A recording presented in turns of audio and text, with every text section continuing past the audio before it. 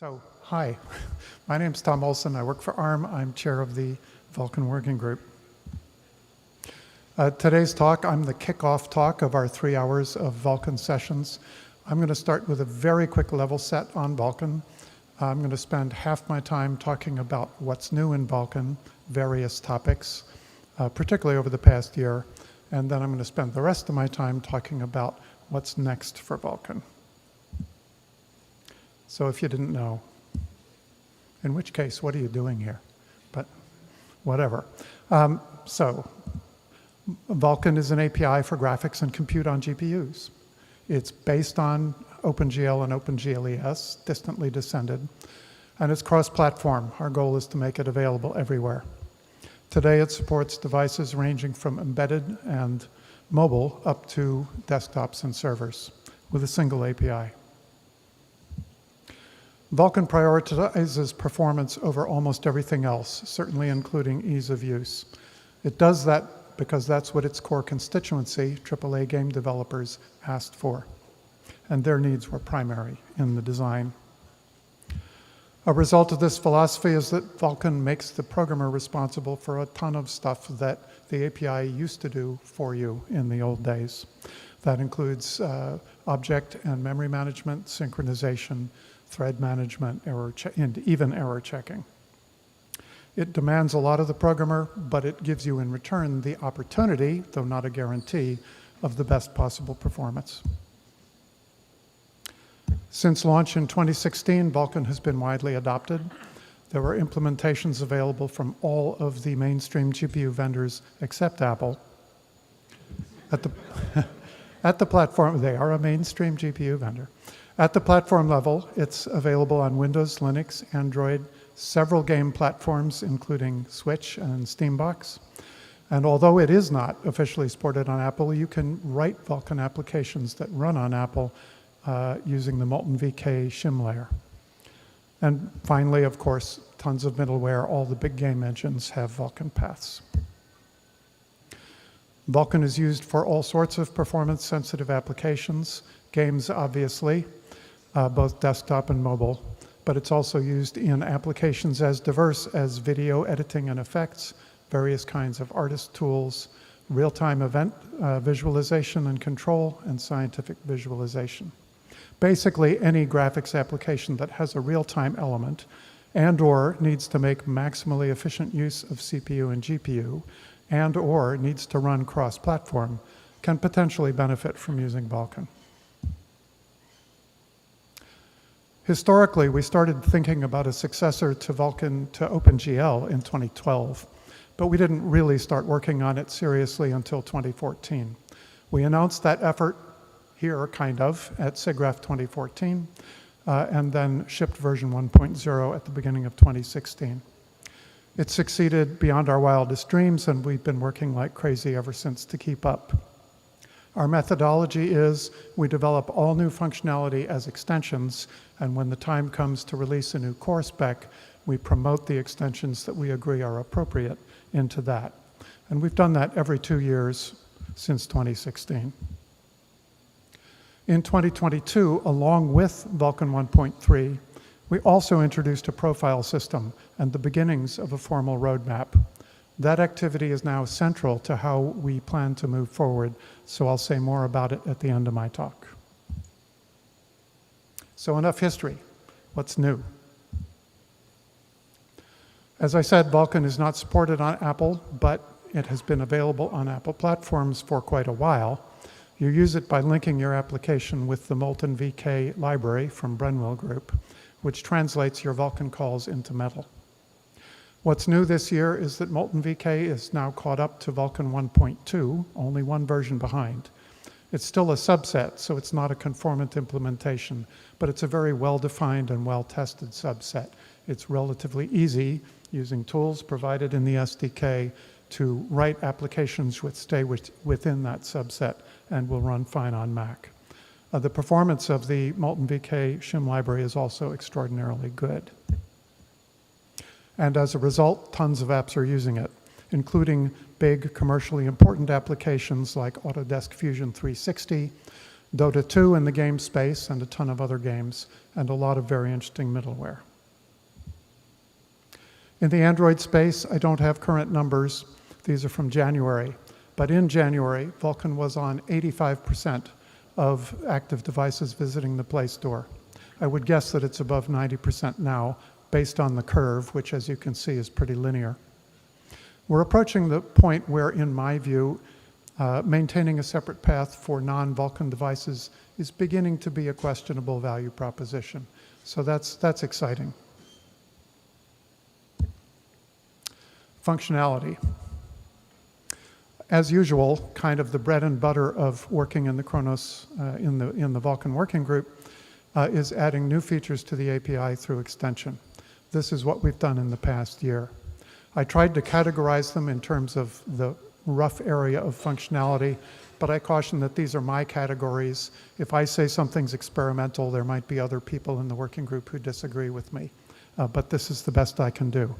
I'm not going to obviously try to talk about all of these, but I want to highlight 3 of the subgroups within this space.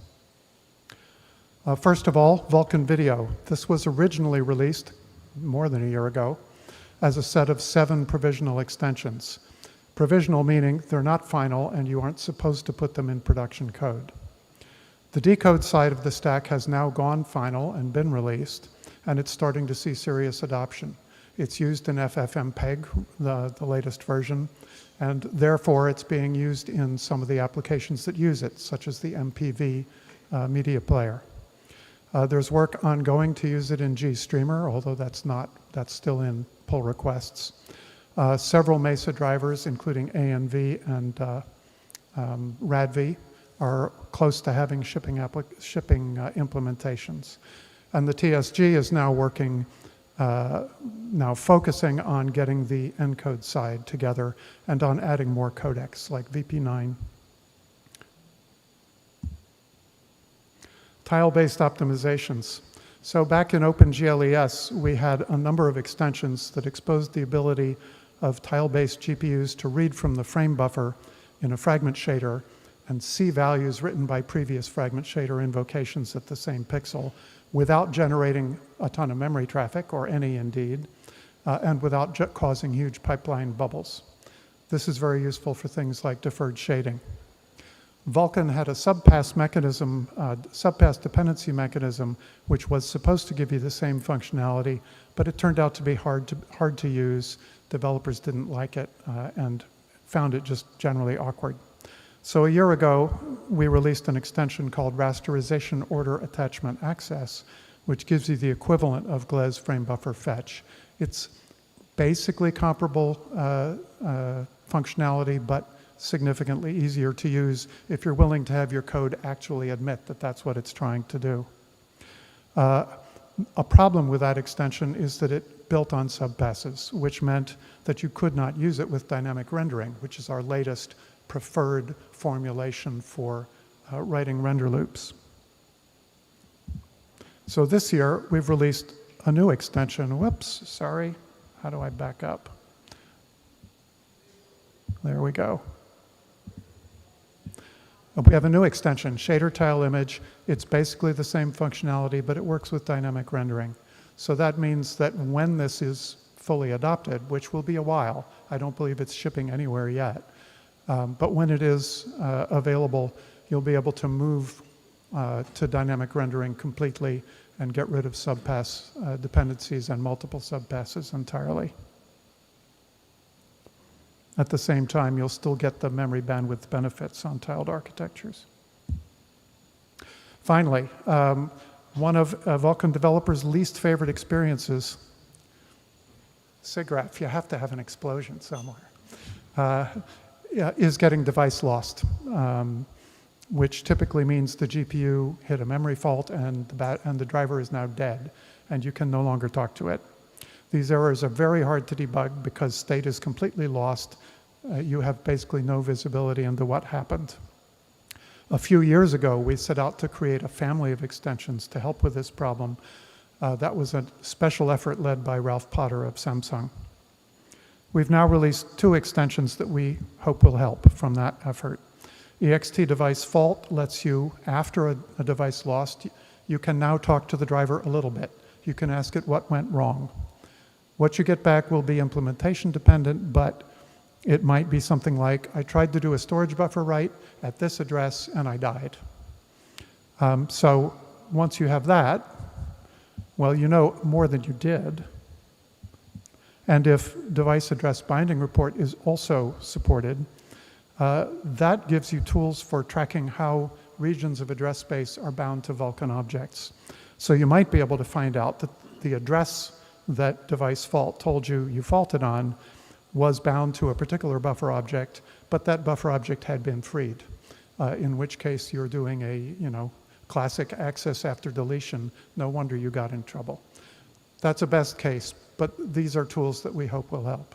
We have other things in mind. We're working on a progress marker type extension, which you may be familiar with. We don't have those yet. These extensions are, I believe, also not supported anywhere yet, but support is coming. Our DevRel effort is led by Marty Johnson, who used to run DevRel at AMD and is now doing it part-time for Vulkan, as well as helping me with working group project management. He works with Tim Lewis in Kronos's marketing department, and they, together with Steve Winston of Holochip, are leading several efforts to improve our documentation and our developer outreach. One of those projects is Vulkanize 2023. We've done full-day developer events in the past, but this was taking it to the next level. This was a 3-day conference in Munich, Germany. Open call for papers, 180 people attending, and about half of the program were presentations from outside Kronos, a mix of academia and industry. People who were there said it was terrific and that we should do it again, so we're going to try. Currently planning, I think I can say, should be February 24 in the Bay Area. All a little TBD, but that's where we are, and the call for papers should be out in a couple of weeks.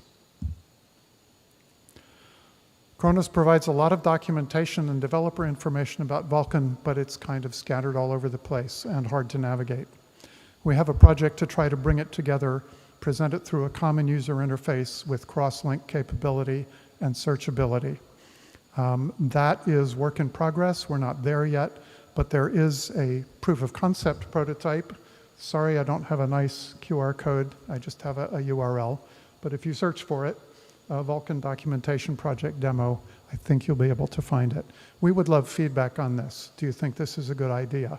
We're currently saying, okay, what's next? We have a proof of concept. How do we make this complete?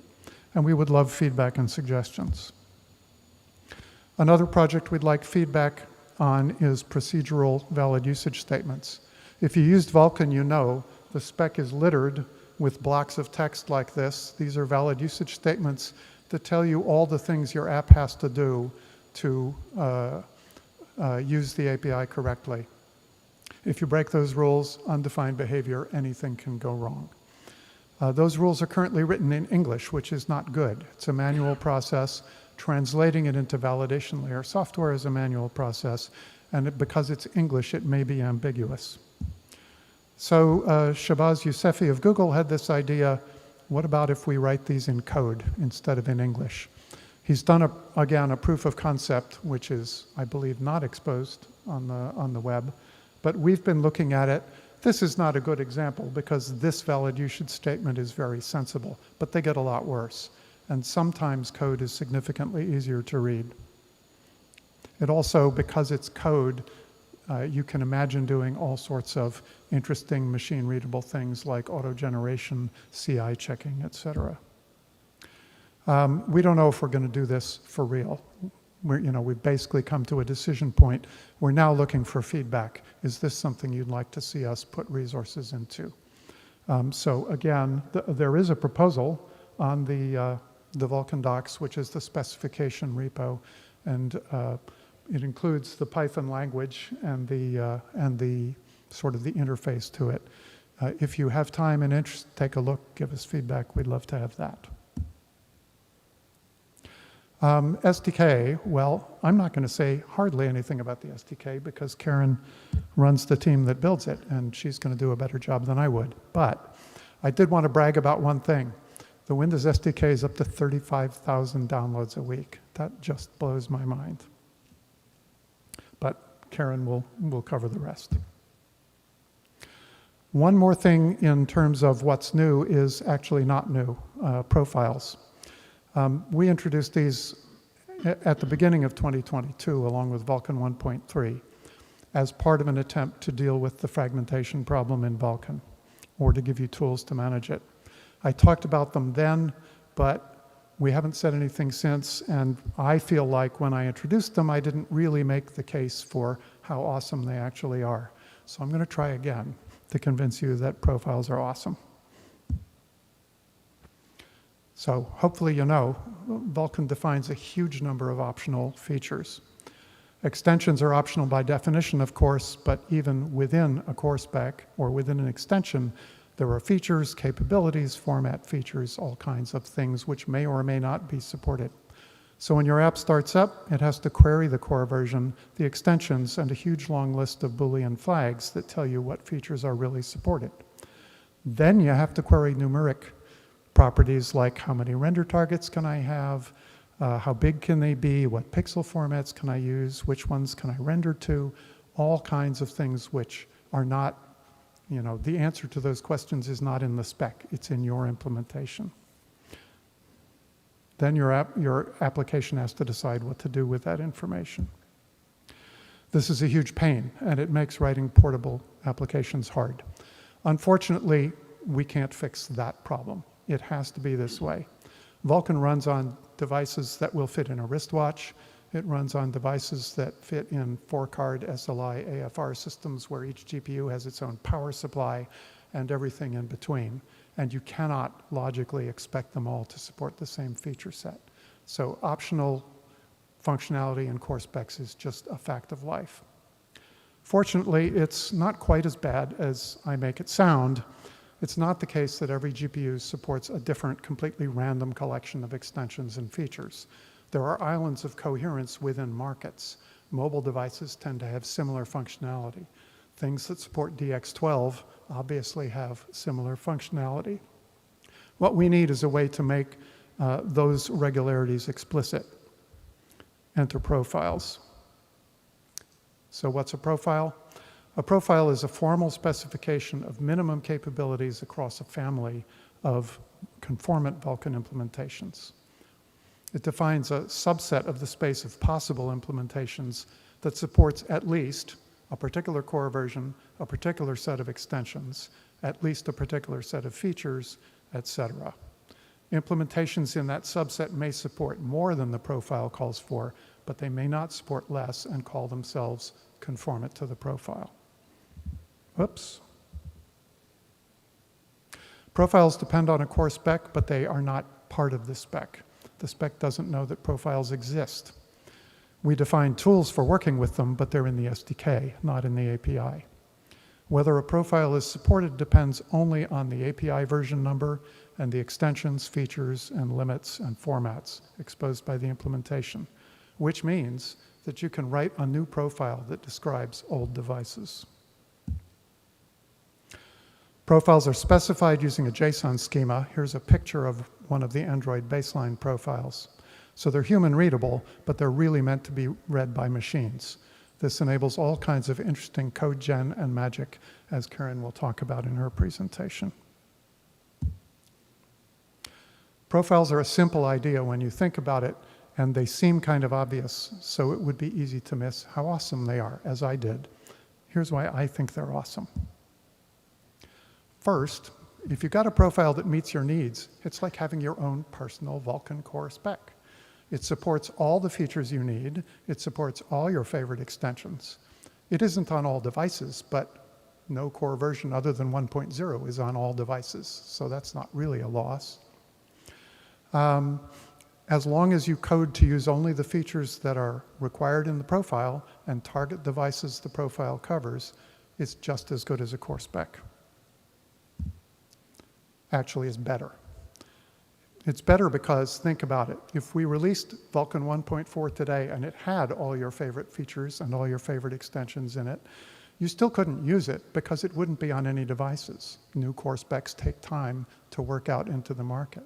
Profiles describe existing stuff or potentially existing stuff. And so, you know, if there are devices out there that support the profile that you like, even if the profile has just been released, you can start using it immediately. Another way it's better is that you can start using it with little or no change to your existing code. If you want to target a new core spec, you have to go through and change all the names, remove the suffixes from the promoted extensions. But you're not going to do that, are you? Because you wouldn't be able to run on old versions of Vulkan, and you wouldn't, and besides, there are no devices out there in the market that use the new core version. So to use a new profile, all you have to do, and this is optional, is add a query saying, is this profile supported? And then, if so, create me a device that supports this profile. And you've written this many lines of code, and you've got a device that has all the features enabled. And you can enable other features. We have backdoors. Again, Karen will talk about that. So that's awesome. To make it concrete, suppose you're writing an Android game. You're probably going to target devices as much as 4 years old, with a dozen GPUs from 4 different GPU vendors and a handful of handset OEMs.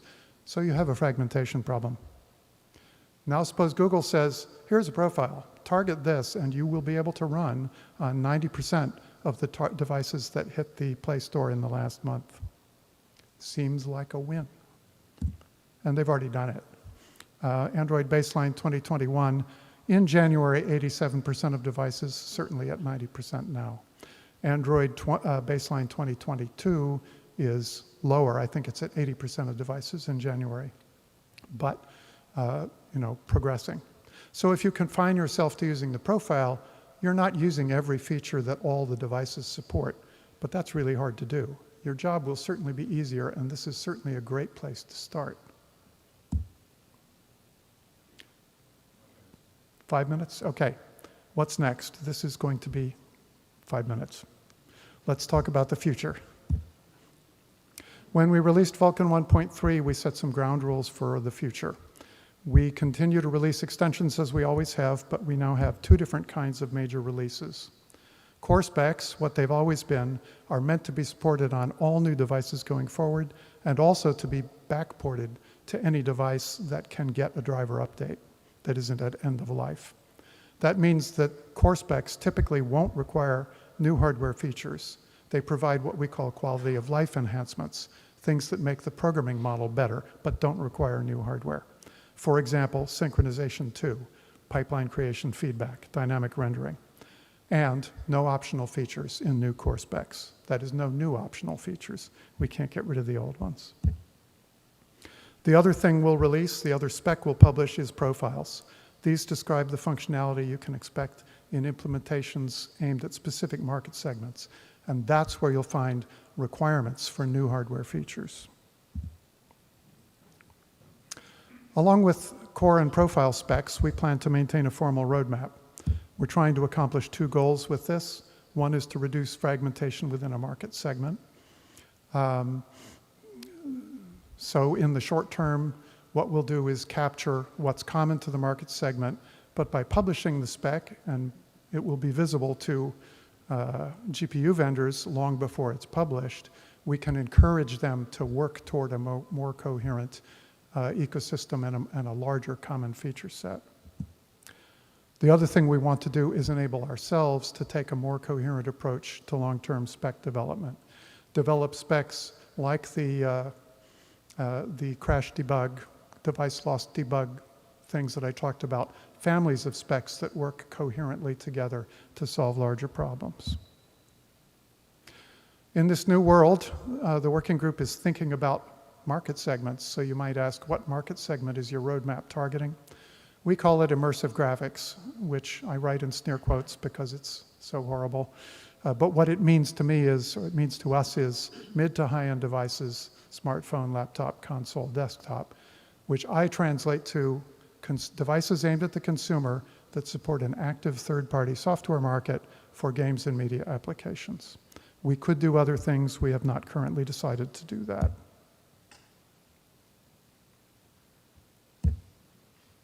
So here's what we plan to deliver in the new flow.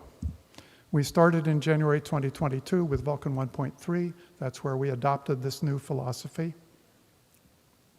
Along with that, we released Roadmap 2022 as a profile, capturing functionality that we expect to see in immersive graphics devices starting in 2022. The criteria and the commitment we make is that every vendor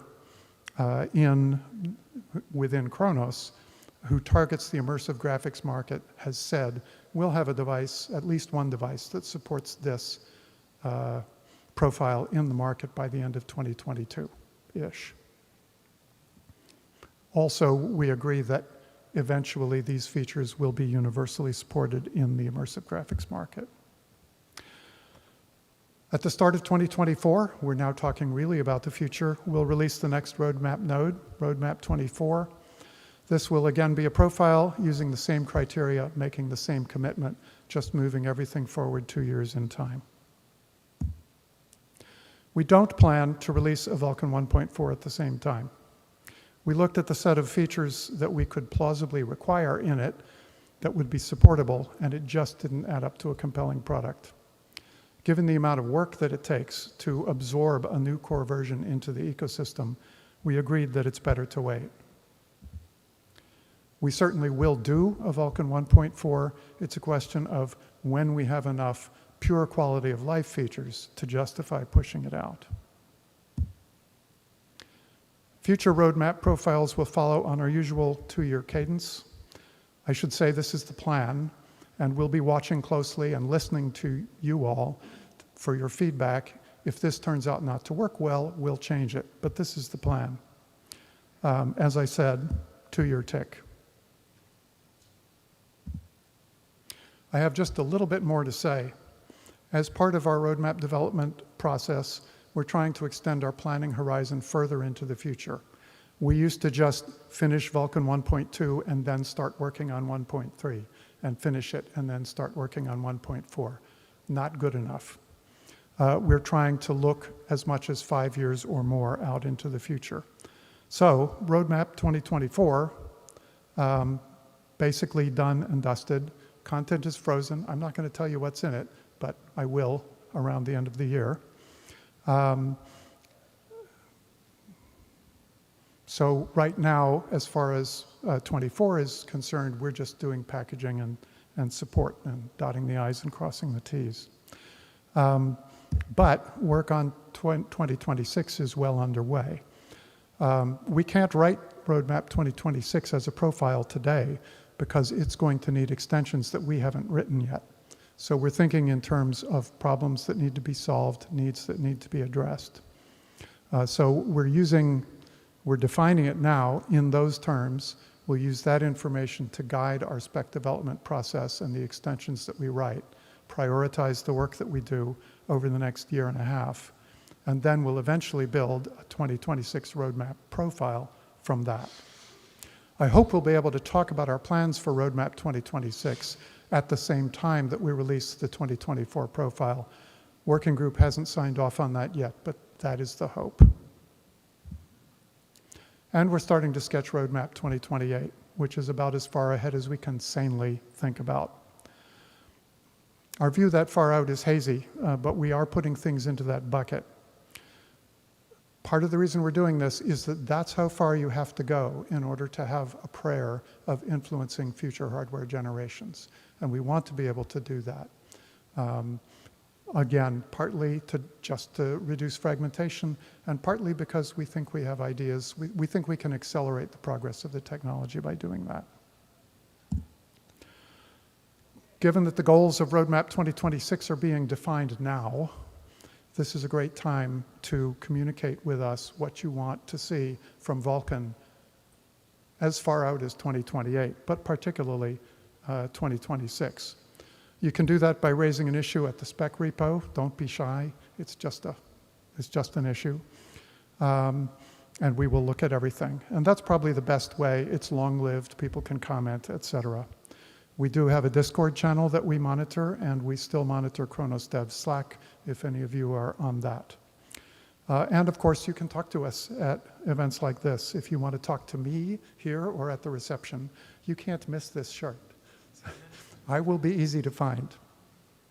I guarantee there will not be another person there wearing one like it. That's all I have. Thank you. Do we have question time or not?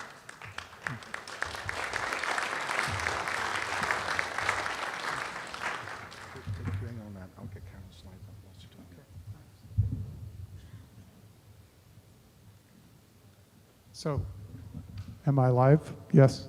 So while Neil and Karen get Karen's slides visible, if you have questions, I'm happy to take them. Hi, I'm Alexei from Meta. I have actually 2 questions, 1 suggestion probably. So the question number 1, do you have any influence on Google with their profiles? And maybe any kind of recommendations that you can give them out for the Android devices? What exactly they need to support for profiles? So it isn't for me to speak for Google about their process, so I'm being a little careful here. Google does, of course, talk, actually, Trevor can take that. Trevor can speak for Google if he's willing. Yeah. Okay. I will say Google is a very active member of the working group, and they're not shy about telling us what they think we need and vice versa. Happy to hear your question. Context, I'm Trevor Black. I work on the Android part of Google, specifically representative for the Vulkan Working Group. I am somewhat responsible for the Android baseline profile, so I'm happy to hear any suggestions or comments you have. Yeah, so basically the question is, well, we definitely want to make our life easier. And Android, to be honest, that's probably the biggest pain in the ass in general. And yeah, we just want to make sure do you have like any ideas how you want to like design the profiles? Are you going to change like every year or whatever? I mean, we definitely care about the coverage on one sense, and then we don't want to lose the features. I mean, what's your kind of rough idea how you want to drive this? Sure. So if I were to repeat the question, it's kind of what's our plans? How do we want to evolve this moving forward? Yeah, how you want to evolve this and maintain. So as said in these slides by Tom here, we released a 2021 profile and a 2022 profile. We do not intend to release a 2023 profile. If you have an idea of the cadence you'd like to see, please tell me now or afterwards. We are slightly cautious at releasing something every year because we want to establish a stable platform for everyone to develop on so that every year or every 6 months, what have you, a developer doesn't have to go, oh crap, there's more extensions and features that I need to worry about. So if you have a cadence you'd like to see us be at, we'd be happy to hear that. We will not be doing one this year. Moving forward, we're going to continue doing this. It's something we desperately believe is needed in the platform. It's why we're really pushing on this. So we have all the tools, we have all the analytics, and we're just trying to figure out at what cadence we're doing this at, and if there's any features or extensions that you think are really important for you and your platform, we'd also love that feedback, because we can then go to Tom and associated IHVs and say, hey, we know for a fact that Meta cares about this. So it's a little more open-ended than that, but does that make sense? Yeah, absolutely. Thank you. And second one, this docs generation code actually looks pretty much awesome. I wonder if you can train ChatGPT basically to do the checks for us. We should train ChatGPT to write the spec. That would be even better. Oh, yeah, then we can collaborate, I think. Yeah, thank you. Right. Do we have time for another question, or how are we? Neil, I'm depending on you to enforce. Okay. Sure. I'm Vipul from Autodesk. This could be a little too specific of a question, so please let me know. In case of device lost extension, I suppose you're giving some context to what operation has caused the device to lose. Does that tie in with some debug marker support so I can actually figure out what buffer that I've annotated actually, caused the crash, for example? So unfortunately, we talked when we were designing these, can we standardize the response you get? So really all you get from device fault is a query saying, give me the crash info. And you get a structure of records which have text fields in them and numeric fields. And What is in those is completely up to the vendor.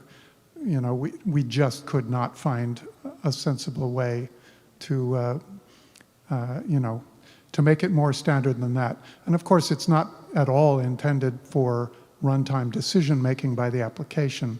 It's really just to give the developer a clue about what they should be looking at. Yeah, there are many problems with these extensions. For example, conformance testing them. You can only test this code after a device lost, which we don't have a reliable way of generating. So, although we can try.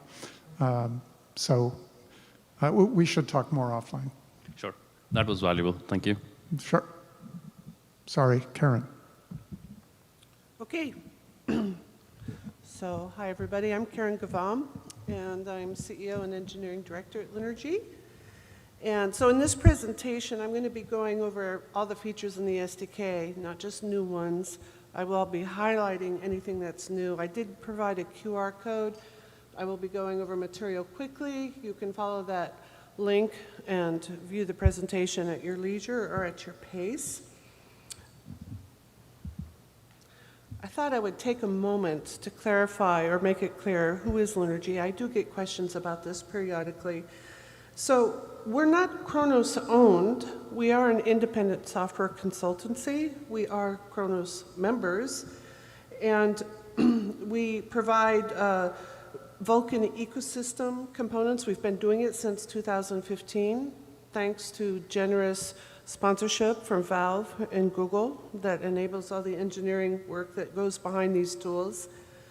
We develop and maintain the loader, validation layers, the profiles toolset, which you'll hear more about, emulation layers that you'll find in the extension layer repository, graphics reconstruct, and more items that I haven't listed. And then we package this all up, integrated and compatible in an SDK that we deliver about every 2 months, 8 to 10 weeks apart. So I'm going to start out a little bit, just some highlights. We do surveys every year to the ecosystem users of the tools. The last one we did was in February 2023. And so a few highlights and themes that we heard from that survey.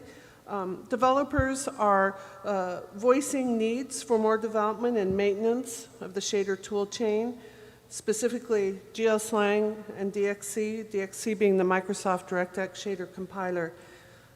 It is interesting that the population of DXC users per their survey is about 20%, and 60+% of users are actually using the GLSlang workflow. GLSlang does have an HLSL front end, but only up to shader model 5. Validation layers are invaluable. I get lots of feedback about how developers could not live without the validation layers. That said, they still want us to give them more, increase the coverage of what we can actually validate while improving the performance. Error messages can really be verbose. And also once they get error messages, it's not trivial at times for application developers to actually debug their application. What did they do wrong? There's a very strong interest in Molten VK and moving that forward more quickly.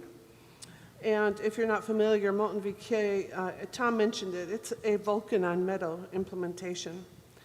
If you're interested in more detail on the survey, there is a lot more. I put a full link here. Of course, here you can't find that if you Google it, but I did give you the QR code so you could follow the link. So the Vulkan SDK, you can get it from vulkan.lunarg.com. On the upper left, you'll see a SDK link. We deliver this in close coordination with the Vulkan Working Group. Once you get to our download page, you'll see that there's versions for Windows, Linux, and Mac. And for Linux, we have 2 different versions. We have a tarball that's basically a big zip of all the repositories. Everything is pre-built. And then we also do Ubuntu packages for the Ubuntu 20 and 22 currently. We keep those up to date as Ubuntu releases come out. Downloads are healthy. As Tom mentioned, his graph must have been old because we're at 38K a week about right now for the Windows SDK. The Linux SDK, the numbers you're seeing here are only for the tarball. I don't have accurate ways to get counts of the Ubuntu packages and how many are being downloaded. But I would say that from a Linux front, we're at least at about 5,000 a week. Mac SDK is really interesting. About a year ago, there was a big jump, and it's running at about 5,000 a week now. We're speculating what caused that jump. We think it's probably related to Apple's announcements, their architecture, good performance that their architecture is providing. They did gain some market share. But then maybe it could just be because we just do such a wonderful job on the Mac SDK and people are realizing it. So we're not really sure. Okay. So why use the SDK? It's created to make things easy and convenient for developers. You don't have to. You can go try to build it all yourself, go knock yourself out. But we knock ourselves out, making it easy for the developers. The installation process is easy and fast. The pre-built tools are installed in correct system locations ready to use. We vet the content. We make sure it's compatible so that it integrates well. There's a ready-to-use version of the Vulkan configurator. There's SDK release notes and documentation. And we also have a license registry. Some corporations are very particular about what are they pulling inside the walls of their company. This license registry will detail every single open source license that's included in that SDK.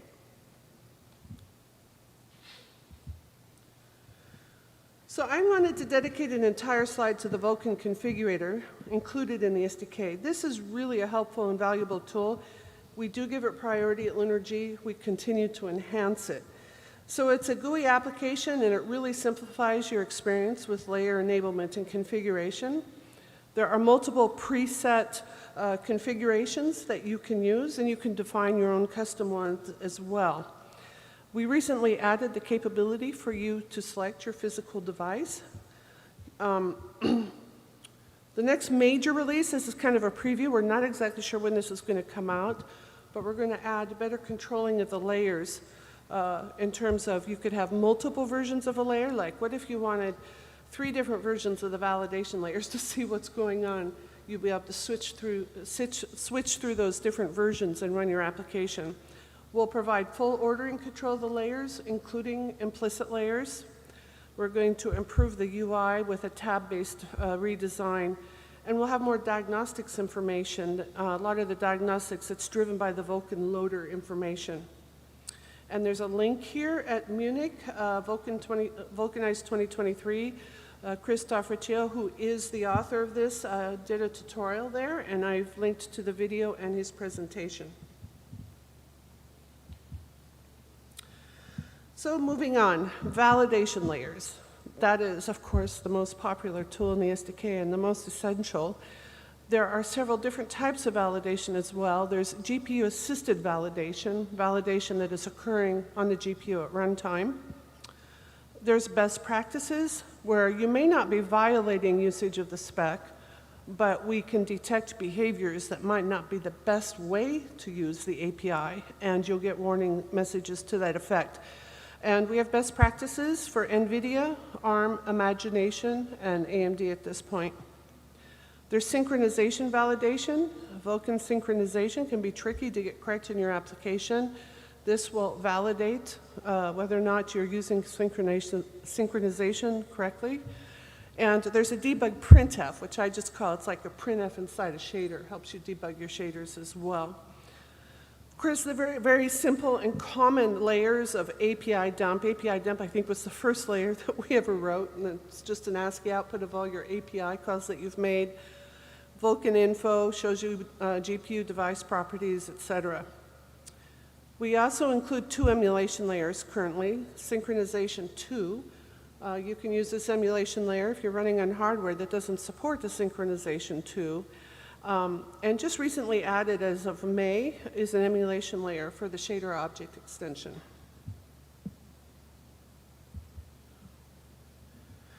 So as you saw in the ecosystem survey, people say, give me more and make it faster. And those are somewhat a little bit in conflict if you're adding more things happening with every API call. But there is a lot of opportunity where we can performance tune. And we have a dedicated resource in Lunar G who's actively profiling and tuning. Right now, our focus is on improving descriptor index validation performance. It's a CPU side implementation today, and terrible performance and correctness problems for applications with lots of descriptor indices. So we're moving that into the GPU at runtime, and we're also refactoring it to better scale for 1 million plus descriptor arrays. This is a pretty complicated and lengthy refactor that's in progress. We're estimating it will be done sometime in Q3. I mentioned a couple performance improvements. We've done many that have been done in the past. I just chose a few that showed the magnitude of performance that we can achieve by some of the things we've done. For example, the fine-grained locking. We used to do big locks around everything, but now many, many smaller locks really helps with performance overall. So this graph is with Doom Eternal. Doom Eternal does a really good job of exasperating those areas that can get very bad in performance. But since 2021, we've been measuring the performance of it, running with validation layers, and we've had improvements up to around 150% in the performance. More to come. We're expecting a pretty big jump once we get the descriptor index performance tuning refactored to run in the GPU. So synchronization validation. So synchronization, we know, is identifying, access conflicts due to incorrect synchronization operations. And we can do it within a single buffer. We can do it within and between queue submissions and across multiple queues. The implementations are complete. There are some limitations, such as timeline semaphore. We have not yet implemented synchronization validation for that. It's very difficult and a very big project. We're currently focused instead on let's fix any community found issues so far with the synchronization validation, and let's tune it a bit performance-wise. It can also be pretty intense in performance, have some impacts on your application. So John Zuloff at Lunar G is the architect and author of the synchronization validation. He's also really good at writing tutorials, and he's done several birds of a feather presentations in the past, and I added links to these, and I noticed that there are hundreds of views on these. They are really good tutorials if you're trying to understand the synchronization validation and the errors that you're getting and how you debug them. Even more tools in the SDK. So we added Vulk about a year ago, very popular Vulkan entry point metaloader. We added Sasha's hardware capabilities viewer from gpuinfo.org. That's part of the SDK as of last October, with the option to auto launch, so we can get more database entries into his database. The more, the better.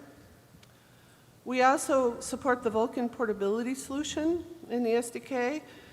Portability enables consistent use of layered implementations of Vulkan functionality over Metal and other APIs. So there's support in the loader, the enumeration extension to give you portable conformant devices if you want them, and the portability subset extension. And we also have some profiles in the SDK for developing if you're trying to develop to the Vulkan portability solution. Okay, the Mac OS SDK. So something that's new is that we have a loader for iOS running. We don't have it packaged and delivered in an SDK yet. We're not exactly sure. There's quite a few things we have to think about when it comes to productizing this. But what this will enable now is you can run layers, such as the validation layers, natively on your iOS device with your application once we have this loader shipped to you. We also, in the next SDK, that as soon as I get back home after this show, we will work on getting released. It's going to now have all Mac SDK components support both Apple Silicon and Intel architectures, so no longer will you need the Rosetta emulation environment. And we have some good resources here. Again, we've written a white paper of how to develop Vulkan in an Apple environment. We did presentations at the Munich 2023 Vulkanize, and also we did a BOF here Richard Wright did it on, again, developing in Apple environments. He did it in conjunction with Bill Hollings of Brenwell, and this QR code will take you to that presentation and a video. We actually did a video version of this that Richard's probably editing right now and will be up very soon. Graphics Reconstruct. This tool, LunarG has invested in heavily for several years now, and it is high priority, and we continue to invest in it. There is a lot of interest from many hardware vendors in usage of this tool that have come to us asking for help to get some of the features in that they would like to have as well.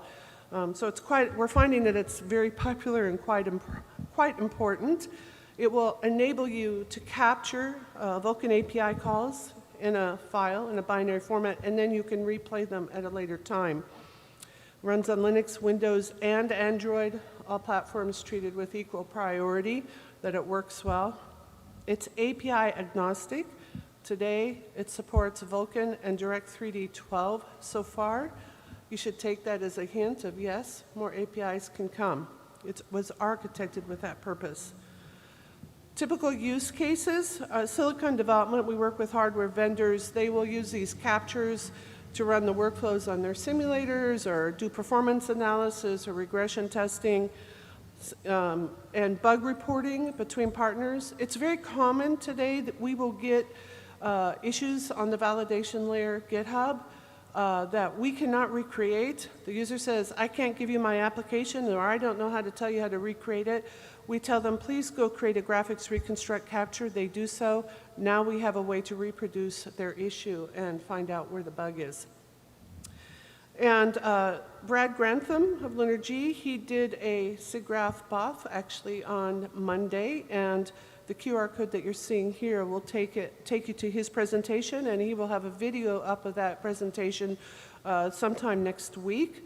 As well as he did a presentation focused more on the internals of graphics reconstruct at the Munich Vulkanize, and so I put a link to that here as well. All right, Vulkan profiles. So Tom, thank you for covering a lot of the information. It might make it easier for me to fly through some of this. But as Tom said, this will be essential for Roadmap 2024. So if you haven't been paying attention to profiles, it's time to do so. I believe we have a good tool set. So let me talk a little bit about how profiles could be used. So the roadmap profiles you've seen from Tom. So we have in the SDK today, the 2022 roadmap profile is included. And there will be a 2024 roadmap coming out at the end of the year, which will end up in the SDK as well. We have a concept we call platform profiles, and it's a way you can express Vulkan support on different platforms. So in the SDK, we have a desktop platform 2022, which is based really on Vulkan 1.1, and a 2023 was Vulkan 1.2, as well as we've worked closely with Android and put both of their Android baseline profiles in the SDK as well.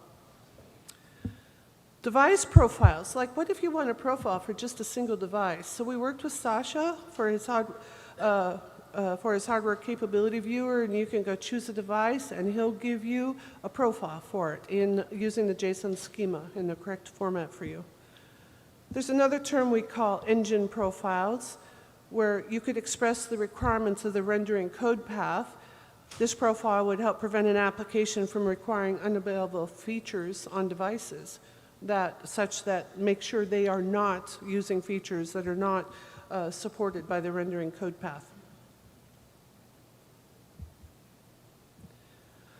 So in the SDK, the tool set that we include starts out with, we have the profile schema, and it's just a JSON data format. It's not rocket science. It's how you communicate the Vulkan capabilities. And there needs to be a schema for each Vulkan API revision.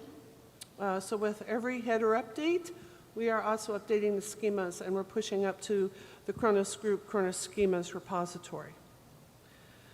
There's a layer called the profiles layer, and It allows you, in essence, to downgrade your developer system to the capabilities of what's defined by the profile that you give that you're opening up. There is also a header-only C++ library for profiles so that you can use it inside of your Vulkan application. It will check to make sure the device supports the profile, and then it will do a VK device instance creation for you with all the features and extensions enabled. We saved you many, many, many lines of code by doing that. And what was added about a year ago was a JSON file generation tool where you can take multiple profiles and combine them together, and you can do a union or an intersection. So this is a tool that's only been out for about a year now. There are links in this slide set. If you grab the QR code, really good tutorials on how to use the profiles tool set. Christophe Riccio has done these tutorials. He is the author of the profiles tool set at Lunar G. Okay, in the SDK, we also include the shader tool chains. So these are offline executables and API libraries for SpearV tools. If you want to validate SpearV, optimize it, the assembler, disassembler is there. If you want to go from GLSL to SpearV, you can do it with the GLSlang SpearV generator. If you want to go from HLSL to SpearV, you can use the GLSlang SpearV generator. That's up to shader model 5 plus a little bit more. And you could use the Microsoft DirectX shader compiler to go from HLS to SpearV. We include Shader C, which is basically a wrapper for GLSlang and SpearV tools for better integration into build tools. We include SpearV Cross, which will take shaders, SpearV shaders, and you can view them in HLSL Metal or GLSL. We have SpearV Reflect, which provides a C, C++ reflection API for SpearV shader bytecode. And I put a plug in here pretty quick, or at the last minute. I didn't realize this happened. This happened several years ago. Spencer Frick, who's at Lunar G, created a really handy tool to visualize your SpearV and donated it to Kronos, and this is a link where you can find that visualizer. It's a very useful tool, and I'm going to make sure it's included in the SDK documentation as well.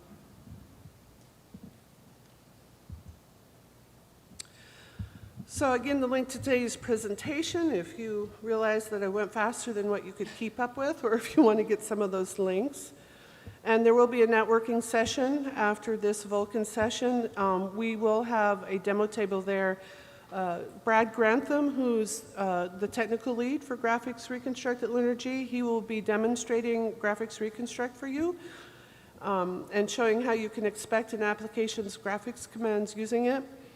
And then Richard Wright, our Mac OS enthusiast inside Lunar G, he'll show you Vulkan validation on Apple devices, and he'll also demonstrate Vulkan configurator for you. And with that, I think I'm all done. So, hello everyone. In this section, my colleague Bernhard and I will talk about, not about the future of Vulkan, but about the future users of Vulkan. Teaching Vulkan is a delicate process, and mastering Vulkan requires a blend of theoretical understanding as well as a lot of hands-on experience. And we will show you how we do this in an academic context, but we also had a Vulkan course at this year's Vulkanized. So at our university, we teach 4 different computer graphic lectures. We have 2 undergraduate lectures and 2 graduate lectures. The order of the images is the same order as the courses are listed here, while the first or the courses shown in the middle here let the student decide the graphics API that he wants to use by himself. The first and the last one here constrain this to in the beginning OpenGL, but now we also have this in Vulkan. So in this talk, I will mostly talk about this, or only talk about these 2 courses, one from an undergraduate perspective and one from a graduate perspective. It's important to differentiate this because you have to use different methods to teach this to a different audience for Vulkan. So how did we transition to Vulkan? We had multiple options to do this. We could have just created another new course, but here the question is, should we enforce this to every student, or should this be an optional course? And also this would maybe change the curriculum also that we teach. Or we do Vulkan teaching only in a graduate course. So the undergraduates will still use maybe OpenGL, and in the graduate courses we would switch to Vulkan or change everything to Vulkan straight away from the beginning. We kind of went with the last approach, but we choose to slowly integrate Vulkan into our teaching. So this is minimal, this is least invasive curriculum-wise and also beneficial for students. Maybe not every student wants to go the Vulkan route. But at the same time, with a lot of work, maybe we can bring this to a status where even for people that are just want to taste a bit of computer graphics can also use the Vulkan route. So for the undergraduate course called Introduction to Computer Graphics, we decided to do a dual track mode where students can decide if they want to do OpenGL or Vulkan, and this exists since 2021. For the graduate course, which is called Algorithms for Real-Time Rendering, we started out with a 50-50 tactic, where some of the tasks were in OpenGL and others were in Vulkan. Mainly, for instance, the ray tracing parts of this course were done with Vulkan. And since 2022, this is only Vulkan, so the graduate course is completely shifted to Vulkan. So there are different requirements needed for a different audience, and we differentiate here with beginners and advanced. Often beginners have never seen a graphics API before and just start out with our course, and they require concrete guidance, while advanced users want to explore this a bit on their own, and we can provide them just a vague guidance. Of course, for beginners, it should not be too overwhelming, and Vulkan can be overwhelming if you throw everything at them at once. And at the same time, for advanced students, you don't want to make it too boring. And an important aspect when teaching Vulkan is the abstraction. For beginners, it's important to start out with a high abstraction and then remove parts by parts, like an onion, for instance, and remove more of the underlying ways how Vulkan functions. And for beginners, it's important to also get the concepts and the patterns and how everything is a bit connected without giving them too much low details. And for advanced users, it's important to give them useful, or at least in an academic course, it's important to give them useful abstractions so they don't waste too much time on implementing everything themselves. And the insights, of course, for an advanced student is to get low-level details on the one hand for Vulkan, but at the same time, we also want to implement state-of-the-art graphics algorithms. And we developed two different frameworks for this case. For the beginners, we have Vulkan Launchpad, which we also applied during the Vulkanized course, which is basically a very high-level abstraction layer. And AutoVK is more at the level of, for instance, Vulkan HPP, like the C++ headers. And yeah, so let's start out with the introductory course here. This is often the first contact with a graphics API. It's maybe not the first contact in our university with rasterization because we have some computer vision courses before, but until this point, they mostly never have used a graphics API. We have about 150 students per year, and the task, we have basically 5 assignments. And you can see the images here from left to right. It's assignment 1 till 5. They learn how to draw some simple shapes, translate them, move them around, create different pipelines. As you can see here, that do back face culling or front face culling and so on, and all these variations. And they do basic shading.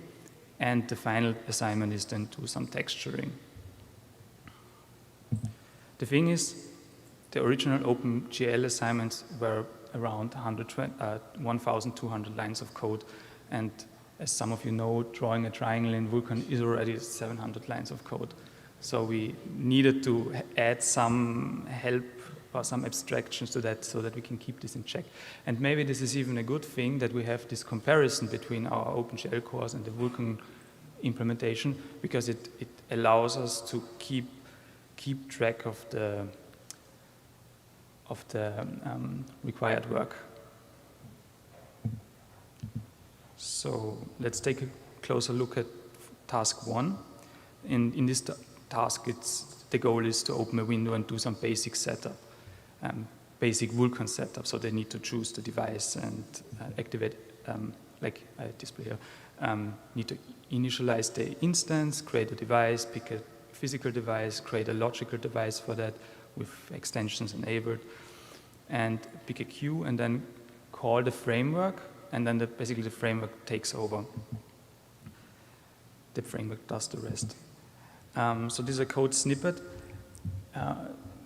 So everything above the VKL init framework is done by the student using the C API of Vulkan. They create all these handles, and then they pass this to this function. And also the while loop below is also written by the students. They can use GLFV is used for creating the window and doing the input handling. And then they use these predefined functions that are often in the task description or so, and create this render loop. And the good thing is students can already see the result and get a dopamine release. And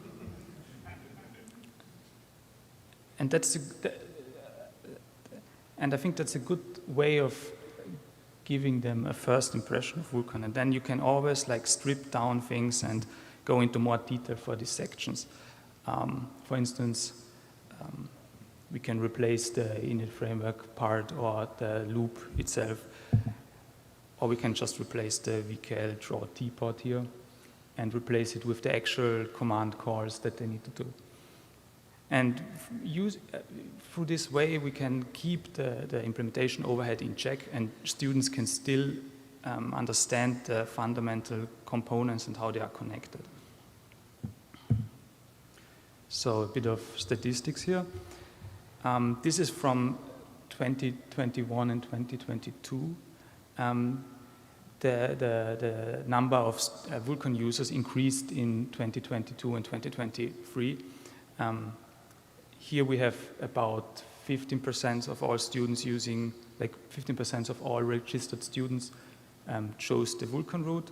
Now it's around 25%, even though we told them that the Vulkan route or Vulkan path will probably be a bit more effort. At the same time, the grades for the Vulkan students was better.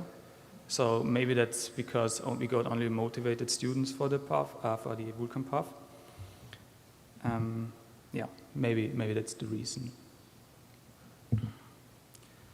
So at the same time, Vulkan students finished all the tasks faster than the OpenGL peers. Maybe we created a too good abstraction for this, but based on the survey, they were quite happy with what they learned. Now let's go to the advanced lecture that we offer. Here the topics are quite broad, like we teach state-of-the-art algorithms for real-time rendering, like hardware deceleration, view frustum culling, physical-based shading, temporal anti-aliasing, and also real-time ray tracing. We also provide some framework that does the scene loading, window input handling, and also abstract some parts of Vulkan a bit so that it's more easier for the students to go along. So we try to provide convenience function without hiding functionality, And I just give a small example here because I don't think that we need more of these examples. So here you can create a pipeline just by using this variadic function, and you insert the shader path or where your shaders are located, and you can specify the winding order and the vertex inputs and specify some bindings. So here another statistics about the number of students over the years. The algorithms for real-time rendering is only offered every 2 years, so that's why it's missing in some of these plots. As you can see, maybe I need to clear this.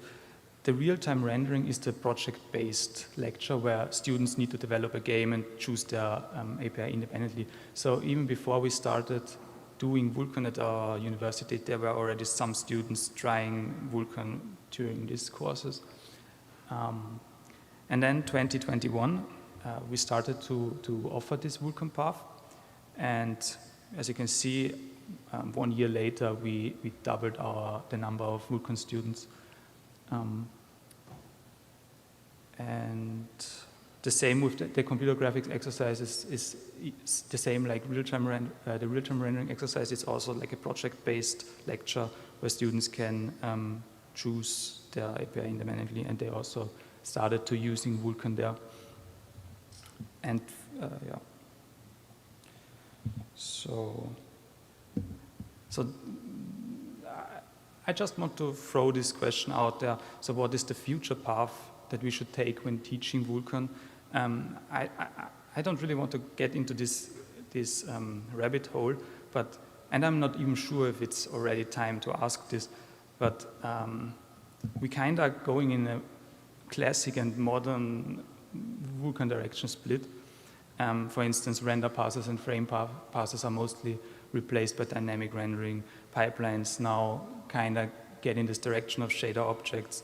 Descriptor sets are often used as with the descriptor buffer extensions, or why use buffer attachments at all and maybe just use buffer references for bindless rendering. Maybe the interface part is a bit far-fetched because that's a personal preference, and you can always use the C header for modern features. But for me, at least, it's not really clear what we should really teach going forward. In our introductory course, we just use Vulkan 1.0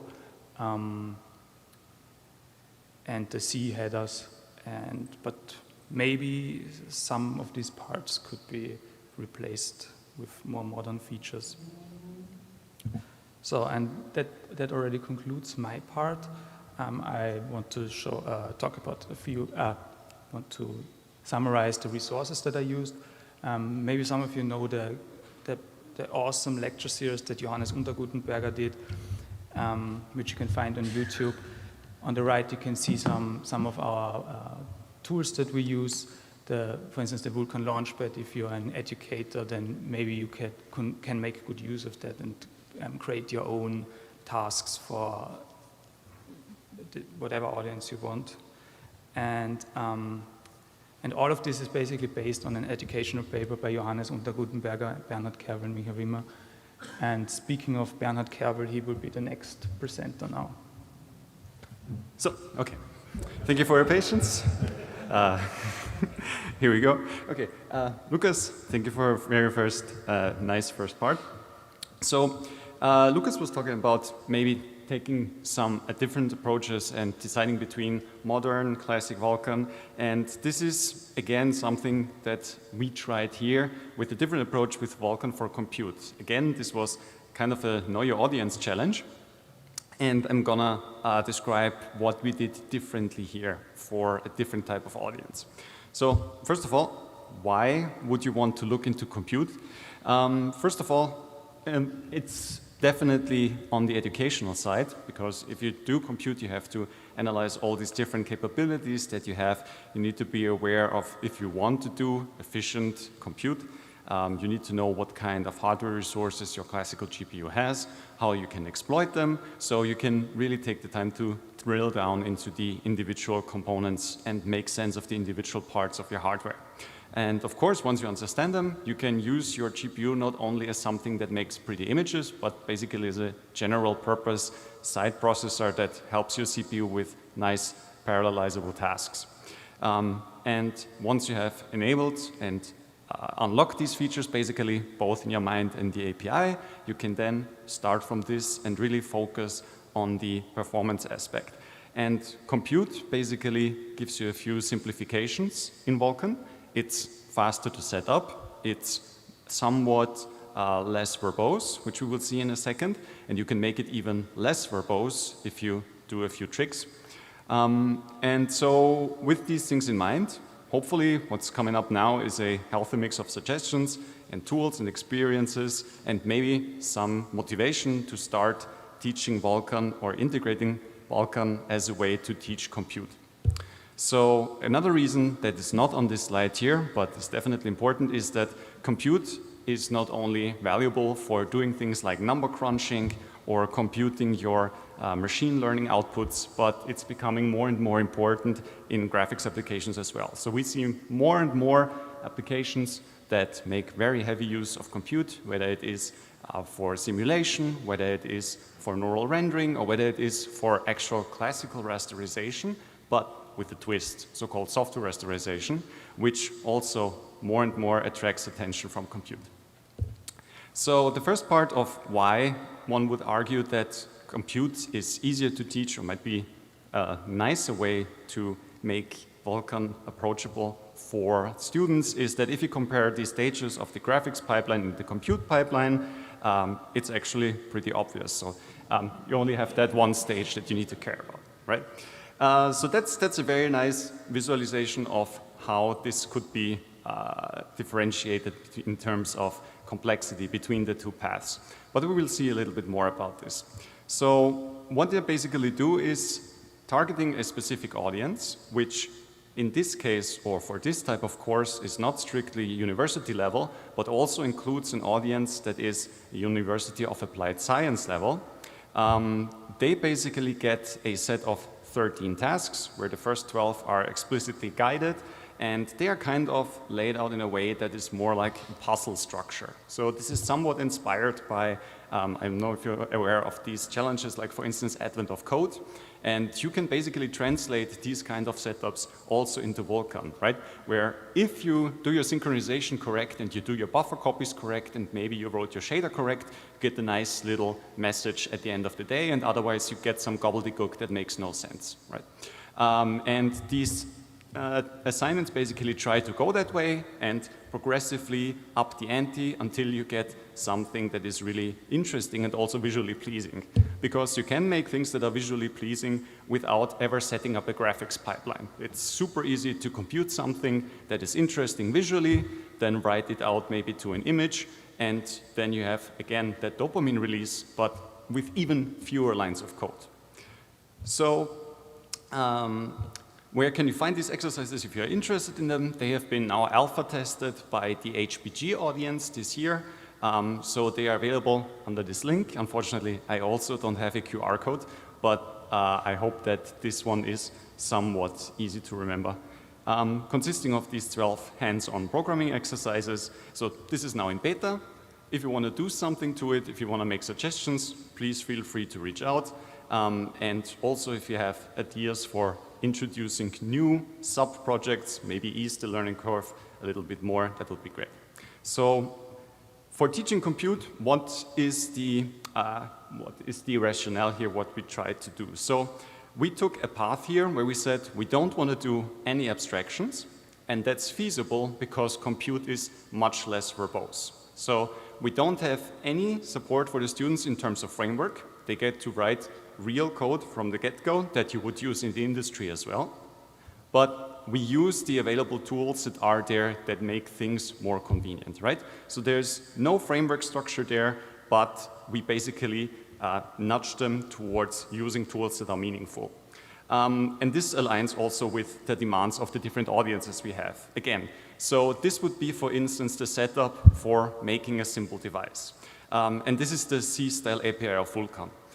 Especially for us, we said we want to be modular, we want to reach a broad audience, university or University of Applied Sciences. Especially for the latter audience, you don't want to try and teach them a C API. They will not take kindly to this, especially if C is not in their applied curriculum. So the first switch or the first takeaway for making things easier would be to don't try to teach C API, and here you have basically Vulkan HPP that comes to the rescue. So you have those C++ style extensions, including constructors, RAII wrappers, and very clear and unambiguous namespaces that help shorten your code and reduce the risk of errors.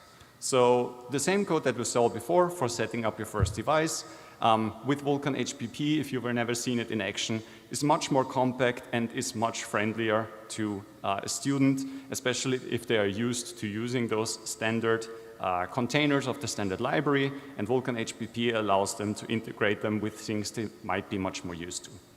So only using Vulkan HPP, let's see what we need to do in order to get your first Vulkan compute equivalent of Hello World, right? You know all the steps already. You have to go through all of these that are listed here. You have to provide your GLSL or whatever other shader code that compiles to SPIR-V.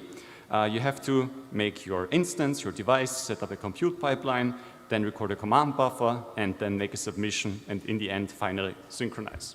So what does this look like? Well, how fast can you do it if you use Vulkan HPP? Well, you can do this in basically the equivalent of a check card. So here, basically this includes the entire code that would be needed to write your first Hello World programming compute. And you have very clear distinguishing setup of what you need to do here. Here's the basic Vulkan setup, including the instance and the device and the queue. That's all in there without any frameworks. That's just Vulkan HPP doing its job. You have even the shader code in here for good measure. So that is the shader code, shader module, compiling the shader code, then combining it with a pipeline. And then lastly, you have the setup of your command pool, the recording, and lastly also the dispatch. And then in the very end, you have the wooden mallet of synchronization that is a device wait idle, right? So, and if you run all of this, what you get is the equivalent of a Hello World, but parallel, right? So already you have unlocked the power of your GPU. You have not printed Hello World once, but 8 times, so great.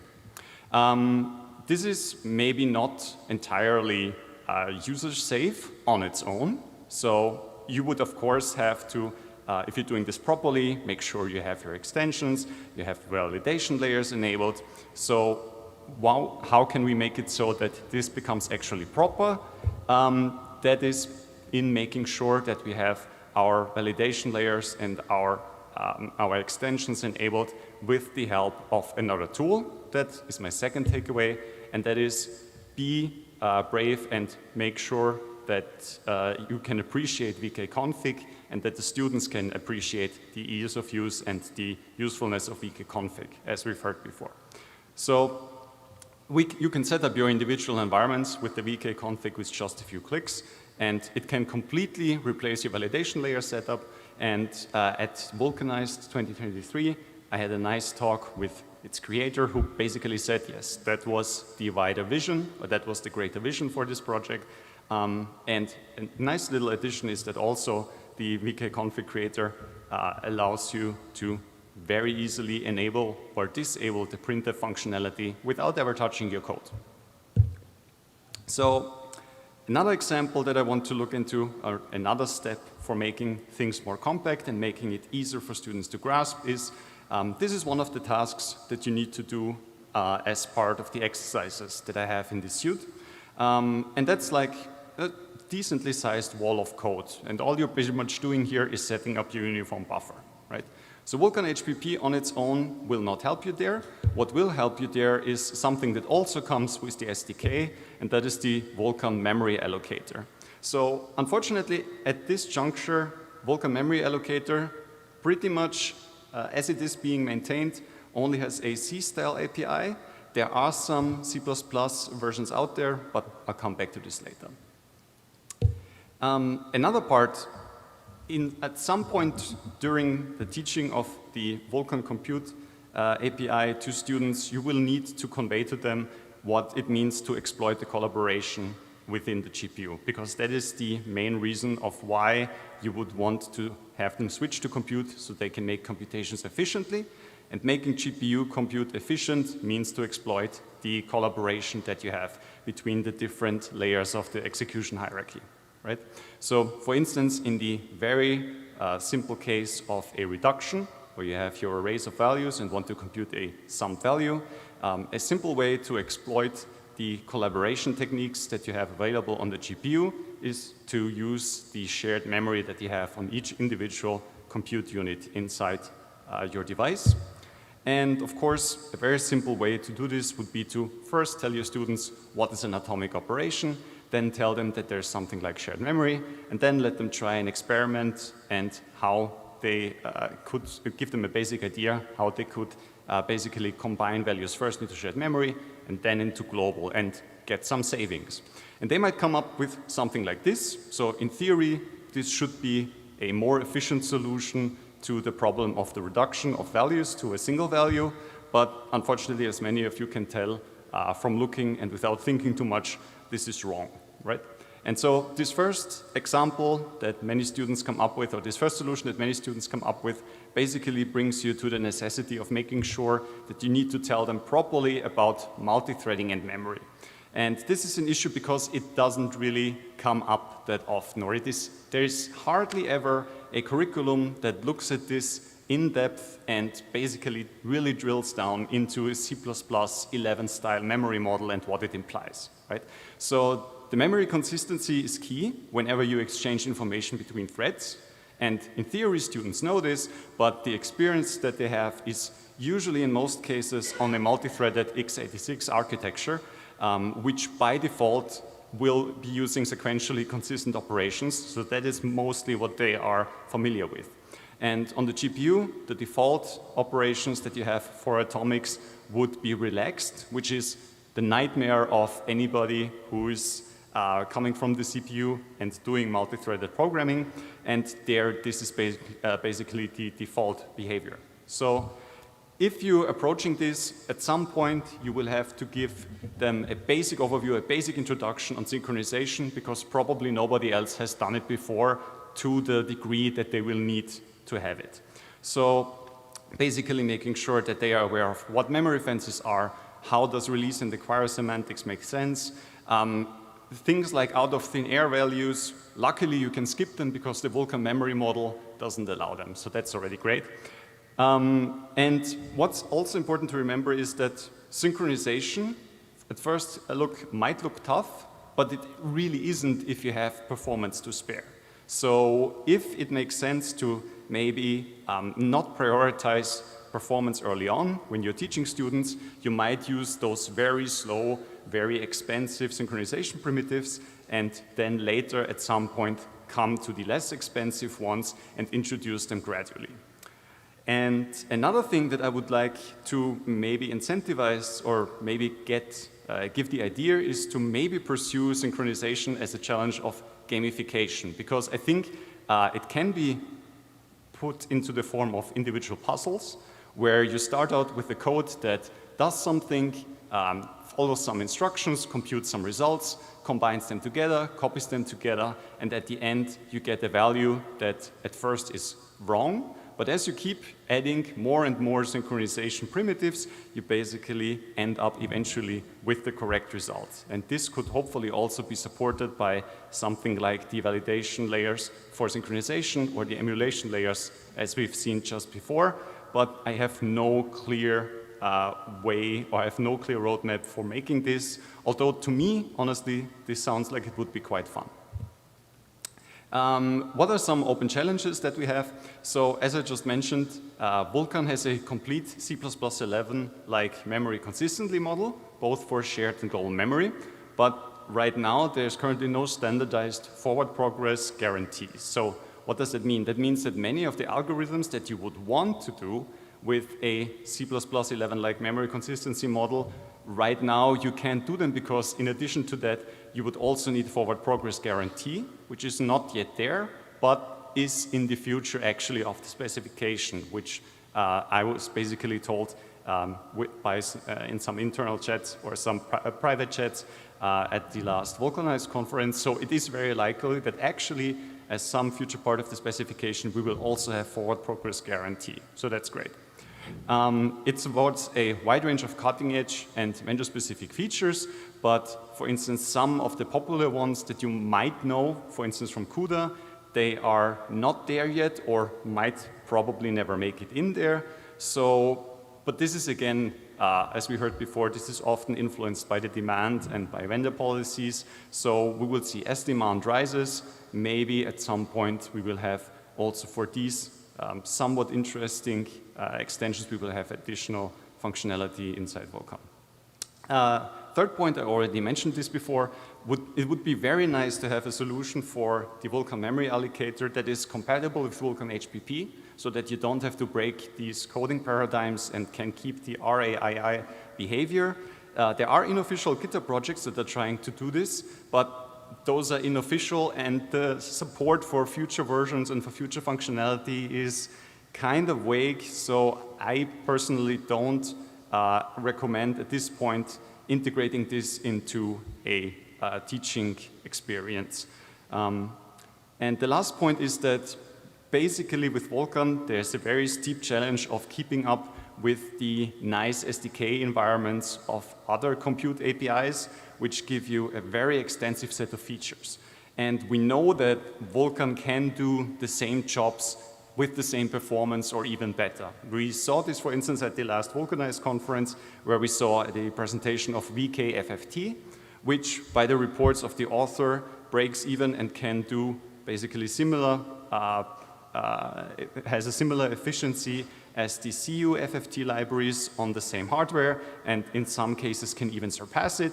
But of course, other APIs have these functionalities and have maybe a more extensive set of these functionalities and libraries. So this is really something that is a question of, can the community find the time to add that support also to Vulkan and make contributions also to Vulkan in this kind of, in this form.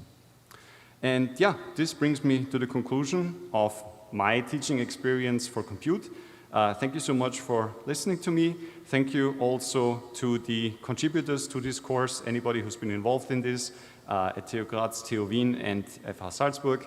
Of course, thanks to SIGGRAPH and to the organizers who did a lovely job bringing us all together here and establishing a nice network for communications. So thank you. All right, yeah, I think we're set up. Yeah, so we'll all run off the same laptop here, so I think we're good to go. So we have 4 speakers from Autodesk. My name is Henrik, so I'll go first. Before we start, I got to show this slide. We will be making some forward-looking statements. Plans might change, so please don't make any purchasing decisions based on what we share here today. So I'm going to start with kind of like a high-level overview where Vulkan fits into our pipeline and yeah, what type of use cases we're trying to solve here. And then I have 3 colleagues here that will go more into the details in how we specifically use Vulkan for different parts of our graphics stack and products. So you probably are somewhat familiar with Autodesk, but we make software for people who design and make things. And that's for AC, architecture, engineering, and construction. It's for product design and manufacturing, and it's for media and entertainment. And obviously here at SIGGRAPH, we tend to highlight a lot of the work we're doing in media and entertainment. But AC and product design and manufacturing are our biggest industries where we have most of our products and most of our customers. And obviously all these industries have need for high performance cross-platform graphics.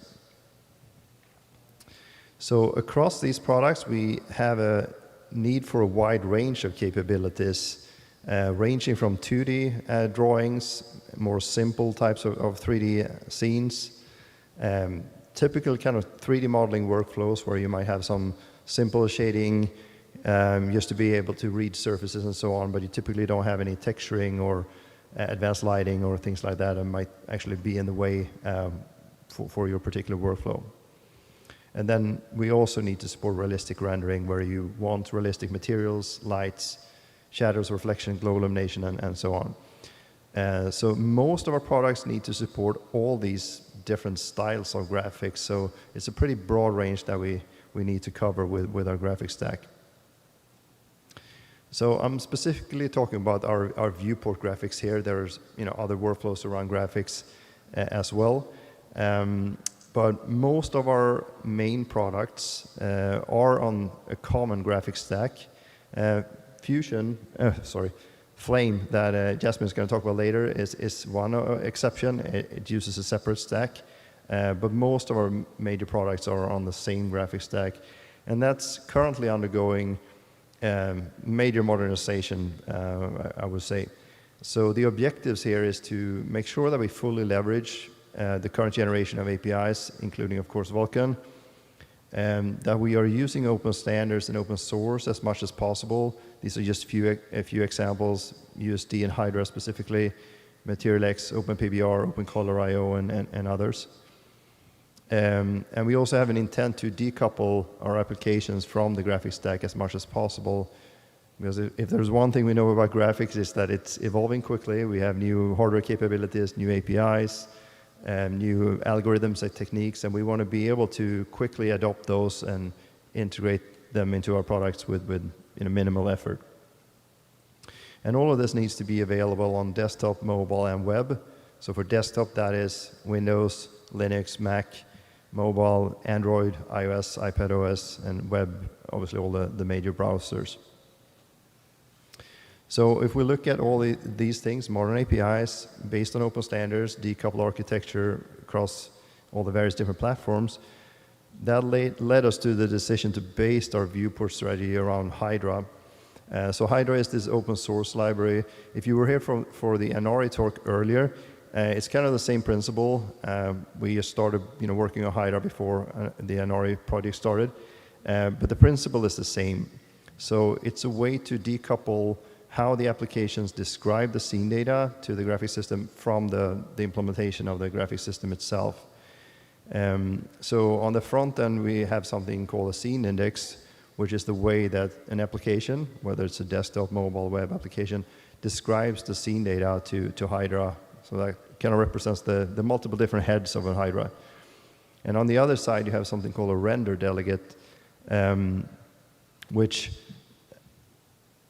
there are several different render delegates, many external, non-Autodesk, but there are three main ones that we are looking at internally.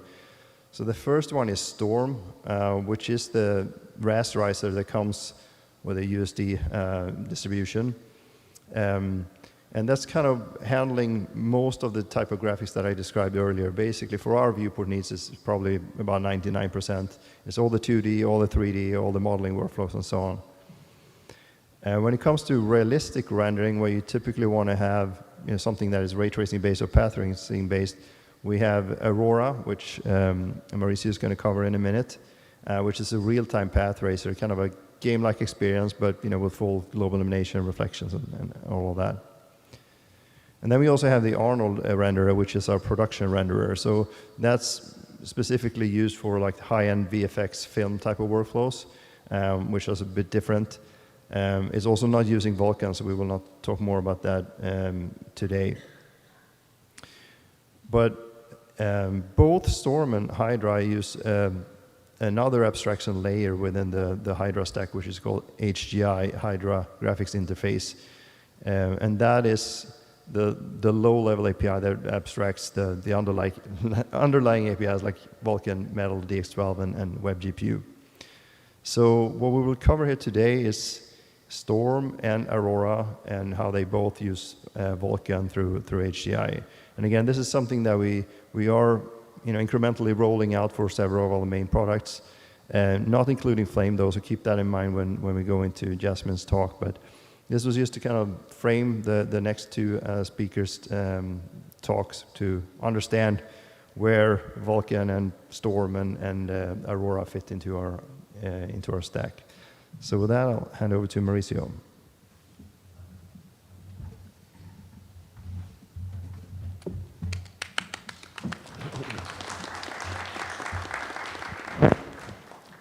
Thank you, Henrik. Okay, so as Henrik mentioned, I'm Mauricio from Autodesk. 5 years ago, quick story, I was at the WebGL BOF to talk about 3D retail space planning, and such is the technical diversity of the Kronos group that I'm here to talk about something quite different. So, and that is Vulkan ray tracing in Aurora, which is our open source real-time path tracer. Now, much of the work I'm showing here was done by my co-conspirator Gareth, who could not be here today. So, once again, we have a safe harbor statement, so please don't bet your life savings on what I'm about to say here. Okay, so my part is going to be a series of questions, starting with what is Aurora, in case you don't know. The first thing I want to mention is that Aurora is open source and free as in beer. In fact, everything that Henrik talked, I don't know if you said it, but everything that Henrik talked about in that last slide, all the stuff that we're doing is all going out into the open, right? It's open source, including Aurora. So besides that important thing, which we'll get to again later, it's also these things. I will touch on most of these in the next few minutes, so I'm not going to, you can use your eyeballs and read them. The last point in italics there is important. We developed Aurora for rapid design iteration, not final frame rendering. So it's more for powering an application viewport and less for rendering a movie. If you want the final frames, that's what we have Arnold for. Please go check that out. Anyway, so let me show you, or attempt to show you, Aurora in action. So this is Aurora running in our demo app with this telescope model that we made available for the open source release. So we released it in open source in November, I think it was November, and we released this model with it as well. So if you want, go take it, use it in OBJ or USD format. So the demo app sets a frame performance target, in this case to render as many samples per pixel as possible in like 33 milliseconds, and then we apply denoising. So a lower-end GPU still runs smoothly, but may have like more temporal artifacts or noise until you let it sit idle. So here I'm animating the background. I think I stopped it there. But yeah, the environment light was animated, which shows that this shading is fully dynamic. Nothing is baked. So, path tracing. All the benefits of path tracing are here. And again, as you're watching this, the goal is rapid design iteration, not final frames. A product designer in the middle of dragging a slider for a material property is more interested in responsiveness than a perfect final result. Hopefully that makes sense. We think we've struck a good balance here. So, next question. Where is Aurora used? So, Aurora is already shipping an Autodesk Inventor as the new GPU ray tracing feature. So this, on the right side there, is a screenshot of a 3D printer model in the Inventor viewport. We're also exploring the use of Aurora in other products, but I can't speak on behalf of those product teams here. Of course, since it is open source, anyone else can use it too. So all we ask is that you let us know if you do use it, because we're curious to hear about it. Before I move on, I want to show what Aurora looks like inside the Inventor UI. And so basically all you have to do is click that little ray tracing button up there to get going. You load your model, you sort of switch to this sort of realistic mode, click ray tracing, and off it goes. So that's how it works in Inventor. It's designed for engineers, not artists, so simple is good. Okay. So that list on the first slide mentioned that Aurora uses hardware ray tracing. So in case you don't know what that means, and I don't think we've covered it yet in this BOF, let's answer that question. So what is hardware ray tracing? So basically it's graphics API support for ray tracing operations. What's kind of funny is that it may or may not be backed by actual dedicated hardware. So some older GPUs support hardware ray tracing without actually having the dedicated hardware, but that's because it's hidden behind, compute shaders or something. Obviously that will be slower. Dedicated hardware is a good thing if you can get it. So it was introduced with DirectX ray tracing, or DXR, at GDC 2018. And the hardware, that dedicated hardware, I should say, from NVIDIA followed shortly after in the Turing architecture, or basically once they started calling everything RTX, that's what they're referring to. They're referring to this ray tracing hardware. So this is how Jensen of NVIDIA introduced this I think it was in Vancouver at SIGGRAPH 2018. He sort of held up a GPU and had it reflect the light and say, oh, look, ray tracing in real time, right? So it was super corny and I loved it. So this is now widely supported. It's not just NVIDIA, but NVIDIA, AMD, and Intel all have support for hardware ray tracing through these APIs.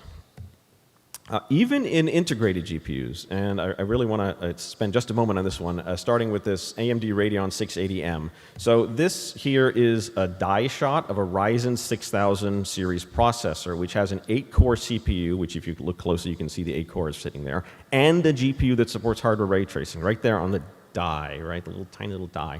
So this little laptop, the one I'm using right now, supports hardware ray tracing. So my point is, it's here to stay. It's not some kind of flash-in-the-pan feature that's going to get yanked by the vendors. Oh, nobody's using this, so this is going to go away. We are stuck with it, or rather, we are the beneficiaries of hardware ray tracing now and forever, as far as I'm concerned. So just keep that in mind. So when you do have dedicated hardware, it normally handles two things, BVH traversal and triangle intersection. And then the API introduces a few new things. They are acceleration structures, ray tracing shaders, special shaders like ray generation shaders or closest hit shaders, shader binding tables, and special commands to sort of invoke all of this stuff. So you'll notice this is the Vulkan BOF, and I haven't said anything about Vulkan yet. So let's fix that right now. What about Vulkan? So Aurora development started with DXR support for Inventor on Windows, right? So we only needed it for Windows at the time, or at least that was the thinking. But as we got to this open source release, we thought, well, we want Linux support for other Autodesk products that happen to run on Linux as well. So we want cross-platform. Vulkan is the answer. So Vulkan it is. Ray tracing support in Vulkan was finalized in, I think I got this right, December 2020, which is great. And it's conceptually very similar to DirectX ray tracing, so once you know one, you kind of know the other. But it's also just as verbose. Earlier we heard, some like 700 lines to draw a triangle or something. With Vulkan, Vulkan ray tracing is also verbose, just like DirectX ray tracing. So, APIs, toolkits to sort of abstract that are great and much appreciated. So this is a blog post that I highly recommend if you want to know more about Vulkan ray tracing, and it includes this. I am not going to go through this, don't worry. Really nice diagram from the blog post, which is clearly more than I can do here. However, you are in luck. The last presentation in this BOF will be about debugging Vulkan ray tracing, so that'll be in about 30 minutes. So we are going to hear more about Vulkan ray tracing. You may ask yourself, how does Aurora support Vulkan ray tracing? So we are using, this is the key bit, we're using HDI instead of a direct integration. And the reason for this is it makes it easier for the Hydra render delegate that we have. So Aurora includes a Hydra render delegate. So Henrik just briefly mentioned what the HDI is. Let me just make sure you got this. OpenUSD includes something called Hydra. Allows you to mix and match scene data and renderers. Mix and match scene data and renderers. Hydra includes HGI, Hydra Graphics Interface. It is lowercase gi, I don't know why. So HGI is an abstraction layer over graphics backends. So OpenGL, Metal, and Vulkan. It's intended for, again, for use by Hydra render delegates. That's the real idea there. But it can be used independently, and that's kind of what we're doing. Now, I will say the HGI Vulkan support, in case you've been following it, is incomplete. It doesn't do everything yet. It's not really usable for now. But see the next talk right after me. We're going to talk a little bit more about that. So this is not the last you've heard from HGI. Now, for our purposes, for Aurora, we didn't actually need all of Vulkan. We just need enough for ray tracing, right? So what we decided to do was extend the HGI API and the Vulkan backend as it exists today to support ray tracing. So that means adding, this may seem familiar, acceleration structures, ray tracing shaders, shader binding tables, special commands. Okay, so that's what we added. Let me dig in a little bit in that. So what did we actually put in there? So these are some of the types and enumerators that we added to HGI to support ray tracing. Okay, these, if you're familiar with Vulkan ray tracing, these closely correspond to concepts in Vulkan ray tracing, then if you look at those names. So it ends up being a fairly thin wrapper, at least right now. Like Aurora, this extension is also open source, and you can find the code in this branch of our Autodesk USD fork. So it's not in the OpenUSD official yet. It's relatively new. Hopefully it'll eventually get there, but that's where you can find both the additions to the HGI API and the implementation of that API in the Vulkan backend. It's sort of two things in one. One of the main challenges that you have to deal with when you address multiple graphics APIs is this one. What about shader languages? Bane of our existence. So we needed both HLSL for DXR and GLSL for Vulkan. We don't want to maintain two copies. I've been there, I've done that, it's no fun. Although you could do that, I guess. And we don't want, so what we need is shader language translation, right? We'd like the computer to do the job for us. Isn't that nice? And we heard a little bit about all the different ways that you can, all the tooling for shader language translation. But here's the catch. We need support for ray tracing concepts like, there's a trace ray function, right? And a lot of those tools haven't caught up to Vulkan ray tracing. So what to do? Slang to the rescue. So Slang is an API or a toolkit from NVIDIA. It originally started, I think, at Carnegie Mellon and as a paper, and you can go learn all about it. But their tagline, the important thing is their tagline is making it easier to work with shaders, and that's what we found.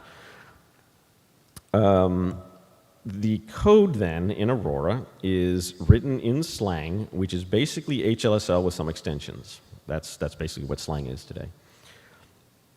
And then at runtime, the Slang transpiler will convert from GLSL, convert to GLSL, I should say, when the Vulkan backend is used. So this was basically, in my opinion, a seamless integration, except for a few minor if-defs. So you go look at the code, you'll see a few if-defs, but that we may address later. But overall, it's basically the same code for both targets, right?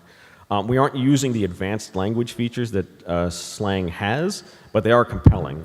If you do want to know more about Slang, you should check out Falcor from NVIDIA, where this is where a lot of their path tracing research code goes, and it uses Slang extensively. So I highly recommend you check that out if you want to know more about Slang. So now I want to show you how all these pieces fit together, sort of to begin to wrap up. So we have a typical rendering API upon which we built the Hydra render delegate, which is called HD Aurora. That's the convention. And then we have the demo app that I showed you earlier, the video, is called Plasma.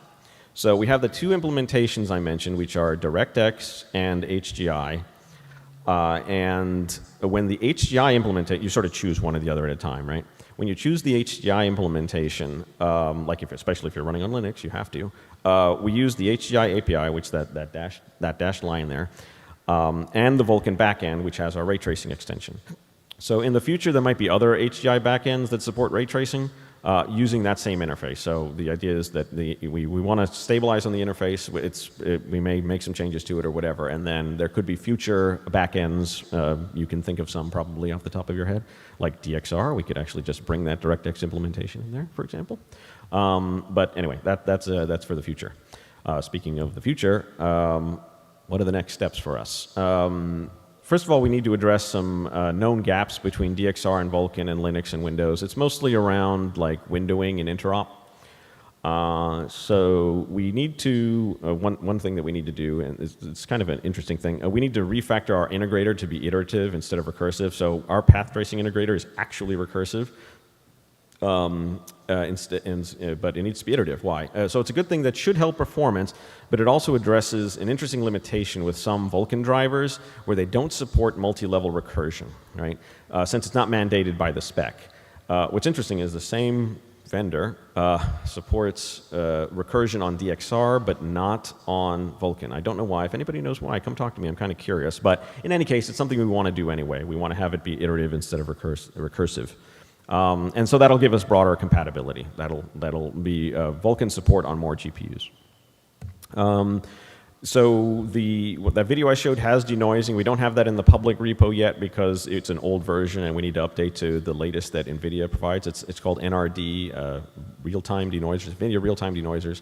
The good news is Vulkan is supported by NRD, so if you want to use it in your project, go ahead. It's good for us because we're going to use that Vulkan support when we turn that back on in the public repo.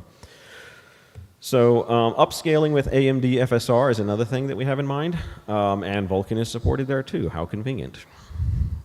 And Material X support for Vulkan is not working yet. So if you have the DXR version, you can sort of use Material X materials, and it'll run it through Material X, and you get the expected result. But not yet on Vulkan, so that's something you have to fix. And then while we're in there mucking about with Material X, maybe we'll integrate OpenPBR, which is you should go look it up. It is sort of a successor to Autodesk Standard Surface and the Adobe, I think it's called Standard Material. Okay, yeah. So those things are being merged and made open. So go look it up. It's actually very cool. That was just recently announced. So we may, we probably will put that in Aurora, I guess. So yeah. let's see here. Last but not least, as I mentioned at the very beginning, Aurora is open source. So if you want to help with any of these things, or there's something you're interested in that you don't see on this list, you can contribute. The repository link is right there, along with an email address if you want to contact us directly. So that's all from me. Now I'm going to turn it over to Vipul, who's going to tell you more about how we are having fun with Vulkan at Autodesk. Thank you.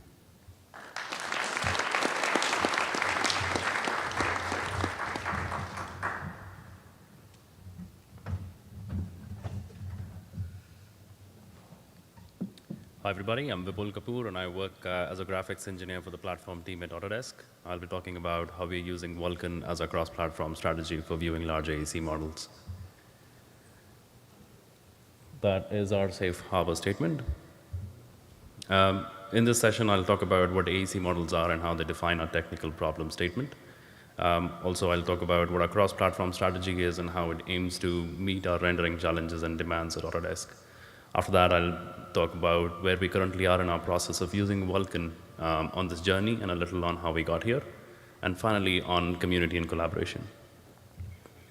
AEC stands for Architecture, Engineering, and Construction. And so the design data, so AEC models are design data for building infrastructure and construction projects. This data format is optimized for design, and it's sharing between different engineering teams and different perspectives. So this is unlike game development models where it is authored by taking some rendering optimization strategies into perspective, like LODs and vertex overdraw and stuff like that.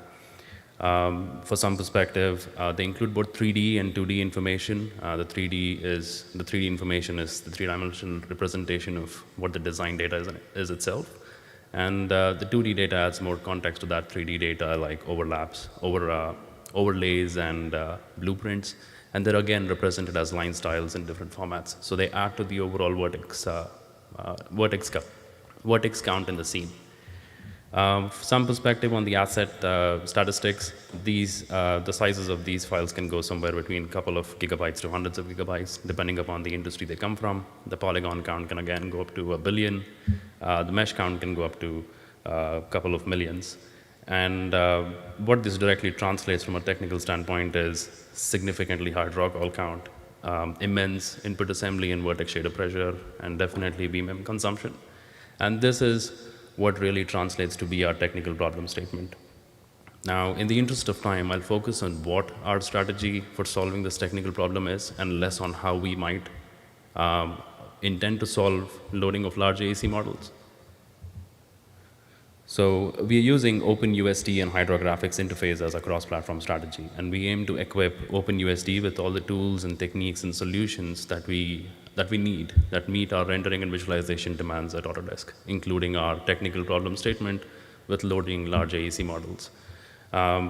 So we are using HGI Vulkan for Windows, Linux, and Android because, one, Vulkan gives us that cross-platform support that we need, that we have demand for, and two, we see value in leveraging greater control we get from these explicit APIs, like Vulkan, and make use of that CPU and GPU access that we get.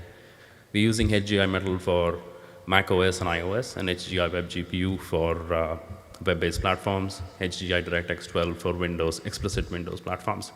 Both HGI Web GPU and HGI DirectX 12 have come from internal contributions and efforts at Autodesk and are currently in the process of getting merged into OpenUSD. Now, quickly talking about where we are in this journey of using Vulkan. Well, the current implementation, like Mauricio pointed out, the current implementation of HGI Vulkan on OpenUSD is neither complete nor stable, so we at Autodesk prioritize this and have completed the HGI Vulkan feature path for USD's base material pipeline, barring some caveats. We have disabled features like instancing, blending, drawing direct MSA to get here because they are currently broken. However, these are our known gaps, and we intend to resolve them immediately in our upcoming iterations. We've stabilized the Vulkan backend using industry standard tools and techniques, which I'll be quickly talking about in the next coming slide. Also, the current implementation of HGI Vulkan in OpenUSD uses OpenGL for presentation due to its simplicity. However, we see value in having a Vulkan-based swap chain management, composition layer, and a presentation infrastructure for the sake of stability and performance reasons. So it is currently owned by the application, this swap chain presentation and management layer, but we hope that in future this layer finds its way back into OpenUSD in some form. We currently have both the proposal and the implementation PRs of this effort in review to get merged into OpenUSD, and those are the links. So please feel free to go have a look at them and show some love. Leave your comments and reviews on that PR so we can follow up to progressing on this. The screenshot you're seeing to the right of that is basically a kitchen scene model rendered on OpenUSD with HGI Vulkan as a backend on Windows 10, running on an AMD CPU and an NVIDIA RTX discrete GPU. We see value in quickly progressing on Linux and Android as well. So we were able to successfully port this effort to Linux without any explicit platform changes. However, for Android, we successfully compiled all the subcomponents needed that USD has, and also addressed any challenges we had around packaging issues and the Android security implementations. So we have provided the specifics of that porting process in our proposal that is currently in review for OpenUSD's merge, and that is a link that we have provided. Also, the implementation PR for both these efforts for OpenUSD's merge will be coming in soon. That is implementation PRs for Linux and Android. And we are internally tracking them in terms of days. So once we go back from SIGGRAPH, this is one of the first things that we'll be working towards completing and documenting and pushing out. The screenshots that you're seeing on the right has been captured on an Ubuntu 22.04 operating system running on a AMD CPU and NVIDIA RTX GPU. And the screenshot to the right of that is being captured on a Galaxy Tab S8 Plus running on an Android 13 operating system. A little bit on debugging and tools. A good part of this journey was debugging for stability, and fortunately we were not flying blind. We relied on the Vulkan debug and validation layer for correct API usage across Windows, Linux, and Android. And shout out to OpenUSD for providing the debug marker infrastructure so all our GPU resources were annotated.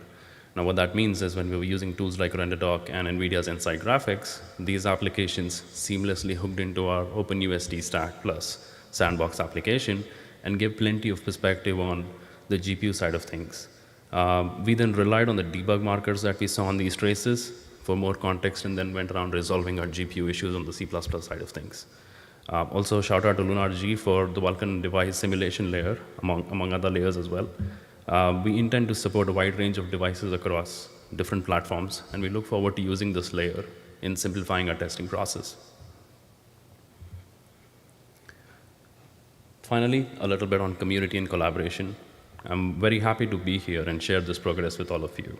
This is also an opportunity for me to reach out for collaboration and contribution from the open source communities we have here, both from OpenUSD and the Kronos Vulkan Group. So please do take time out of your schedule and show us more love and follow up to these PRs with us. I hope we're able to continue this conversation outside of SIGGRAPH as well. So you can reach us at the Autodesk Graphics Platform team, which is at agp@usd.com. And also, you can have OpenUSD, Hydra, and Vulkan specific implementation questions and conversations on aousd.org. Please feel free to participate there. We do keep an eye out for our queries. Thank you.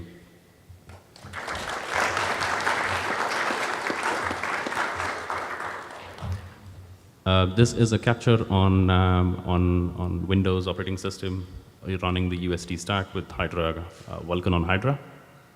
And this is what we have on Android of the same implementation of the other port. Thank you.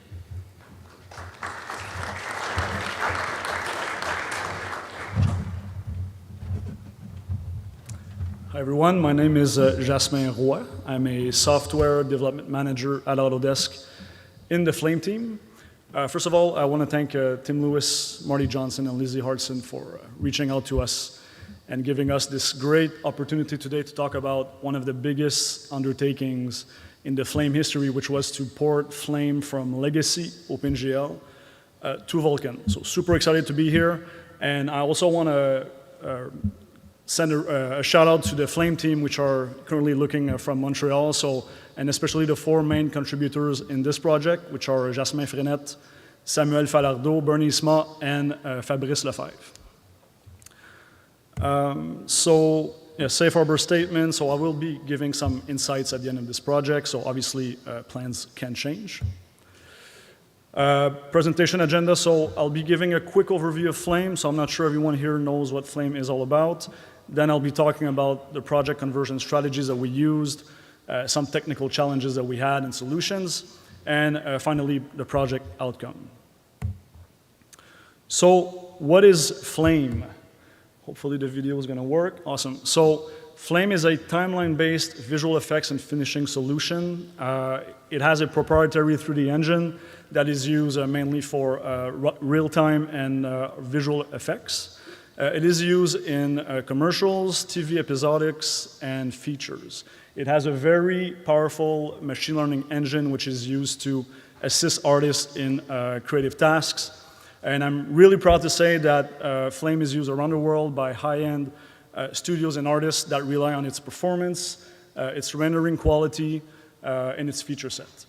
And also, although this video shows some capabilities in Flame, you need to understand that the feature set in Flame is huge. So we have very complex workflows, we have multiple components, and we connect with third parties like Substance and OpenFX.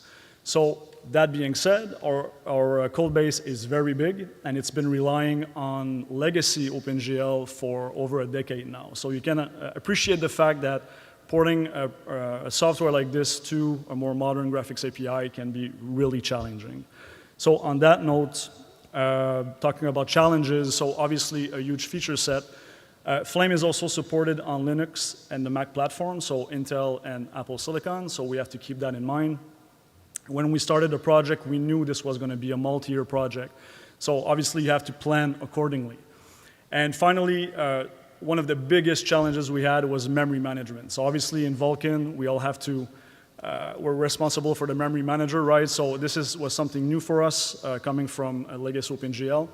And so we've been tweaking our memory manager for multiple years until the very end of our project. So I won't be talking about memory management today because it would take about 500 slides, but some strategies I can talk about. Molten VK. So I can safely say that Molten VK was key to success to this project. For us, it was unacceptable to have to maintain 2 graphics API implementations at the same time, so Metal and Vulkan. So knowing that there was a solution for Vulkan on the Mac was key for us. We knew there was a risk because we weren't certain about the overhead of Molten VK. But it turned out in the end that we've seen up to 50% speed increases on the Mac. So it's safe to say that it was a great solution. And also the feature set for Molten VK, I mean, we've never had any issues with features missing whatsoever, so that was great for us. Also abstraction layers, so I'll be talking about this in a few slides. Master branch, so if you're working on multi-year projects, obviously if you can avoid branching out, that is also very important. And finally, iterative and automation-driven approach. So what I mean by that is, thanks to the Vulkan interrupt extensions, we were able to use interrupt with OpenGL and Vulkan and convert components by components. So for example, in this processing pipeline, we could take AI tools and convert them to Vulkan and still have like mainly OpenGL modules and processing nodes inside Flame, and it would all work correctly. And the advantage of that is that we were able to take advantage of our 20,000 plus daily automation tests that we run from day one, right? So that was perfect for our project. So a first technical challenge that I can talk about today, Matchbox. So what is Matchbox? Matchbox is a feature in Flame that allows artists to create their own creative tools by writing their own shaders. The problem with Matchbox is that it's been around for a very long time, and artists have been writing legacy GLSL code, right? So we can't go from legacy GLSL to SPIR-V right away. So what we did is we created our own runtime shader converter, pretty simple. So basically cleans up the shader, it packages all the uniforms together, fixes the keywords, and then we're able to compile this using GLSlang to SPIR-V.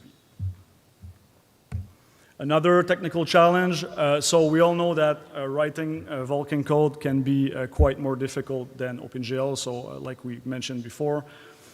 So what we did to streamline the whole conversion process is create an abstraction layer, which basically contain multiple tools to help developers try to accelerate the conversion process. So the advantage of doing this is that we were able to distribute the work between multiple developers throughout the years, right? So we could have developers join the team temporarily for a few months just to help out with some components. And it was easy for them to learn Vulkan, first of all, because we had this abstraction and these tools. So for example, one of these tools that we created is the shader configurator. So it basically uses shader reflection. So if you want to set a uniform by name, it was super easy. So basically the configurator will find the correct offset in the buffer to set the uniform value for you. So this really reduces the amount of lines of code you need at the end. And finally, another technical challenge we had, the fact that in this project we had so many components in Flame that we had to convert to Vulkan. So we wanted to concentrate on the more critical aspects of Flame, right? Everything that affects render quality, performance, and we didn't want to waste too much time with UI overlays and diagnostic tools. So what we did is an OpenGL translation layer. So we created this wrapper around the OpenGL API, which basically tracks the whole state. So when these tools need to render or draw, it basically translates and commits all of the state into actual Vulkan pipelines and comments.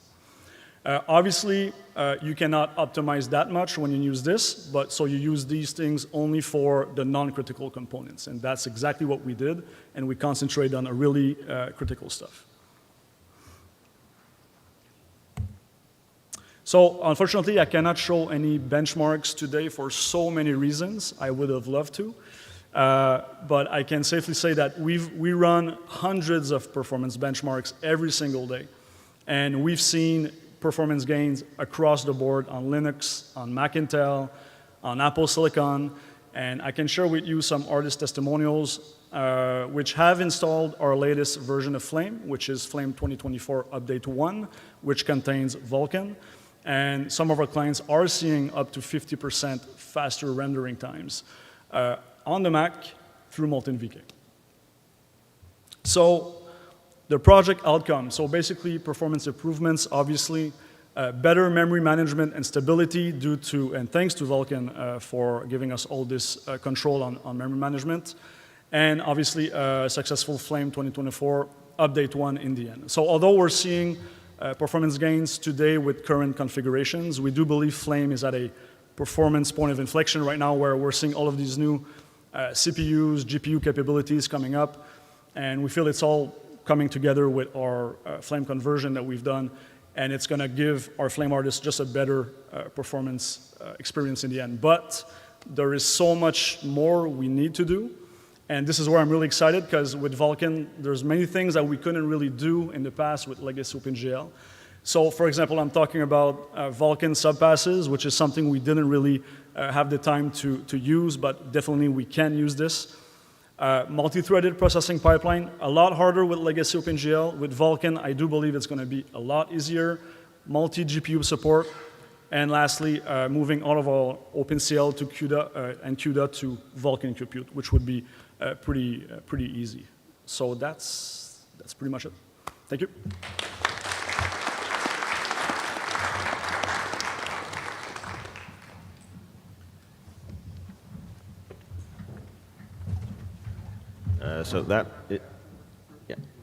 Yeah, we will be around later for questions. In the interest of time, we're going to turn it, that's all from Autodesk. We're going to turn it over to Hai, who's going to talk about the promised basic ray trace debugging in Vulkan. I want to know about this. You might be disappointed because you're too advanced. I actually started my career supporting Flame in visual effects, so it's very fitting that I follow a Flame talk. Okay, so in the interest of time, I'm going to skip a section of this. It's a wall of text anyway. You can download the slides and read it. But unfortunately, it's an important section. Hopefully, I can do like a web version of it at some point. So a little bit about me. My name is Hai. I am a graphics lead for XR at Google. I previously worked on Stadia. I contribute to DXC and Spirit Reflect. And like many of you, I love computer graphics, and thank you for being here. And I know I'm the barrier between you and beer, so I'll try to make this quick. Okay, so a bit of background about this talk. I don't remember when I started doing GPU ray tracing, but I got really bored one day, and I had a lot of free time, so I just started mooking around with the Vulkan API and Directory 12. And the first thing I wrote was I wanted to see the coordinate system to prove to myself like how ray generation would work. And I wanted to see some consistency between Vulkan and D312, and voila, it's the same thing. Anyway, I went from this to this in about 2 months, and had a lot of help along the way. And it was during my evenings and weekends and holidays, because what else you can do with your spare time but write graphics code?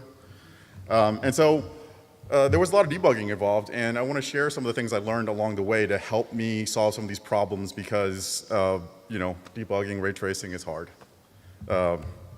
Okay, so this is what we're going to talk really quickly about today. The target audience for this talk is anybody who's new to Vulkan ray tracing, and this talk primarily focuses on the API side. We'll get a little bit into debugging pixels, and the assumption is that you're somewhat familiar with the Vulkan ray tracing concepts. Thank you, Autodesk, for talking about some of that, because I wouldn't have time to. Mainly acceleration structure, shaders, and pipelines. Also going to assume that you're familiar with Vulkan descriptors and resources. And the focus of the API that we're going to look into is VKCMD trace rays. Unfortunately, we don't have time to go into things like BLAS and TLAS debugging. I do have some comments about that. Like normal graphics, we can categorize ray tracing debugging into 2 areas. The first one is debugging the API, and obviously the second one is debugging rendered pixels. And while each one of these has they're vastly different, but you kind of approach in the same way from a basic level. So you might be wondering some of these things. For what tools can I use? Show me what's happening in the API, or my app. What's the pipeline shader configuration? Can I do with my shaders? What are some useful tidbits for me to keep in mind while I'm debugging like rendered pixels? Can I examine the pixel values? Can I see how Vulkan interpreted my scene? And can I graphics printf, because when you lack all other tools, there's always printf. Okay, so this is, sorry.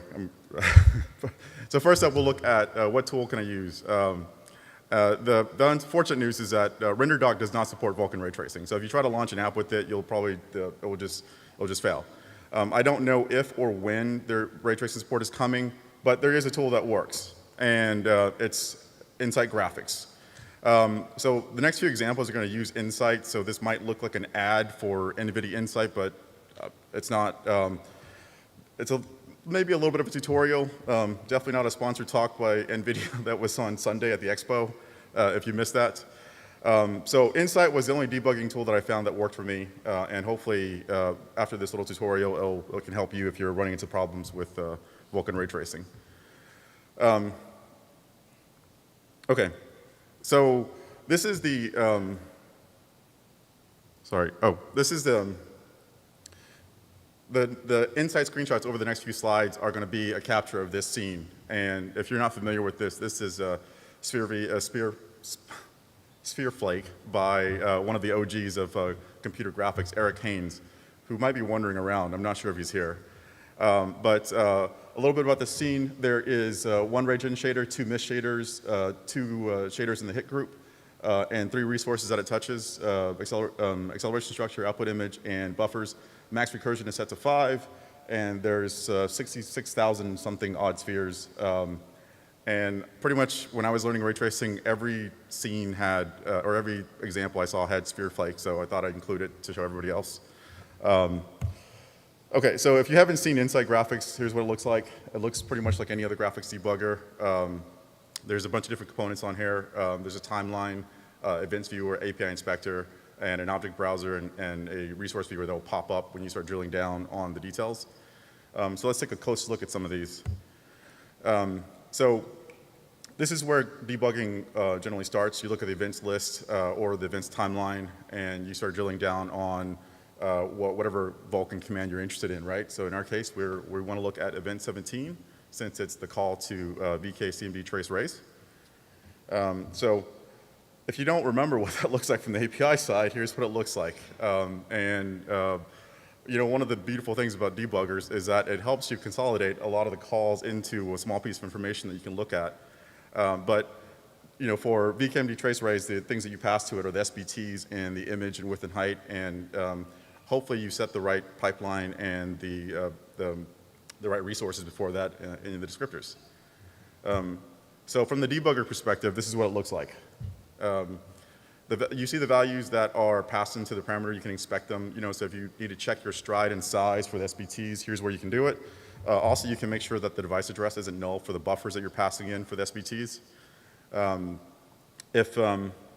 You know, if you're getting that dreaded black screen, it's also another place you can look, because if you have like incorrectly configured SBTs, that might be a result. Also, I believe that the validation layer should catch any egregious errors that you make with this level, at this level of the API. There are parts that it can't, and we'll talk a little bit about that. So moving into the API inspector, and this is where the good stuff is. Here we can see the pipelines, the SBTs, the descriptors for the resources, and this pipeline that we're looking at is a GLSL based pipeline, so all the entry points are main. But what's nice here is that you can see what ray tracing groups are referencing which shaders. So if you need to find, you know, if you need to figure out if like your pipeline was misconfigured or not, this is a great place to see it. It's a little bit easier than looking through the code. You know, I've actually gotten a few things wrong before, and the Insight definitely helped me find it. So the descriptor layout foldout shows you the resources that are used by the pipeline. I do wish that it also listed the actual names of the variables that are from the shader using reflection. The other thing that I think is missing is I wish max recursion depth was also visible from here, but it's not. You know, but it's not a big deal. You can get to it by just clicking on the pipeline. It's just a matter of convenience. So this is a HLSL version of a pipeline. Hopefully the screenshots are not too blurry. Apologize. Not a whole lot of room on these slides. So it's pretty much the same thing as a GLSL version, but you get more descriptive entry point names. You know, it's a little bit more helpful if you're trying to track down exactly which shader you're looking for. So the thing about was when I was taking a screenshot, I actually found an error or a bug in one of our samples. And this one, it was descriptor binding 12, it has combined image sampler and descriptor types. And that's actually wrong, because while you can do combined image sampler in HLSL with Vulkan, it's actually really not easy. And in our samples, we definitely don't use it. So thanks to Insight, we actually found and fixed this while we were making these slides. So diving into the first shader stage for the pipeline, the shader stage, like most of these shader stage tabs will contain like the shader module, the resources. This stage does not use any shader records, so we don't have any of that here. We'll look at that in just a bit. And you can actually view the source code to the shader by clicking on the address for the shader module, and we'll cover that a little bit too. But here's, you can click on the image view, the output image, and you can see the results of the VK-CMD trace raise calls. The other thing is that for the Vulkan version, there is the absence of the acceleration structure. I'm not quite sure where that is. It's definitely in the D312 mode. Next stage, and here this is the MIST shaders, and since it's a really simple example, it only shows the shader modules, and we just have our two only MIST shaders here. And lastly, this is a hit shader group. and we finally have some access to the shader records. And the purpose of the sample the purpose of the SphereFlake sample was to actually show a resource passed via the shader records, which is the buffer for for SphereFlake. And here you can click on the address for the buffer and see the resources, or sorry, see the actual data. But for some reason in the version of Insight that I'm using, it interprets the size as 64 bytes, which is the size of the buffer address. And so you just end up seeing like the first two elements. So before moving on, one of the things that would be really useful to see in these panels, if NVIDIA is listening, is that the shader entry points. You know, like the first, if it's like one or two shaders, you could probably figure out which one you're looking at, but you start having like 6 or 7, a little bit harder to track. Okay. So I mentioned earlier that you can click on the shader modules and look at the source code.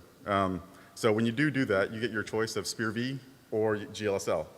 I couldn't get the HLSL cross-compile to work. That might have been my shader.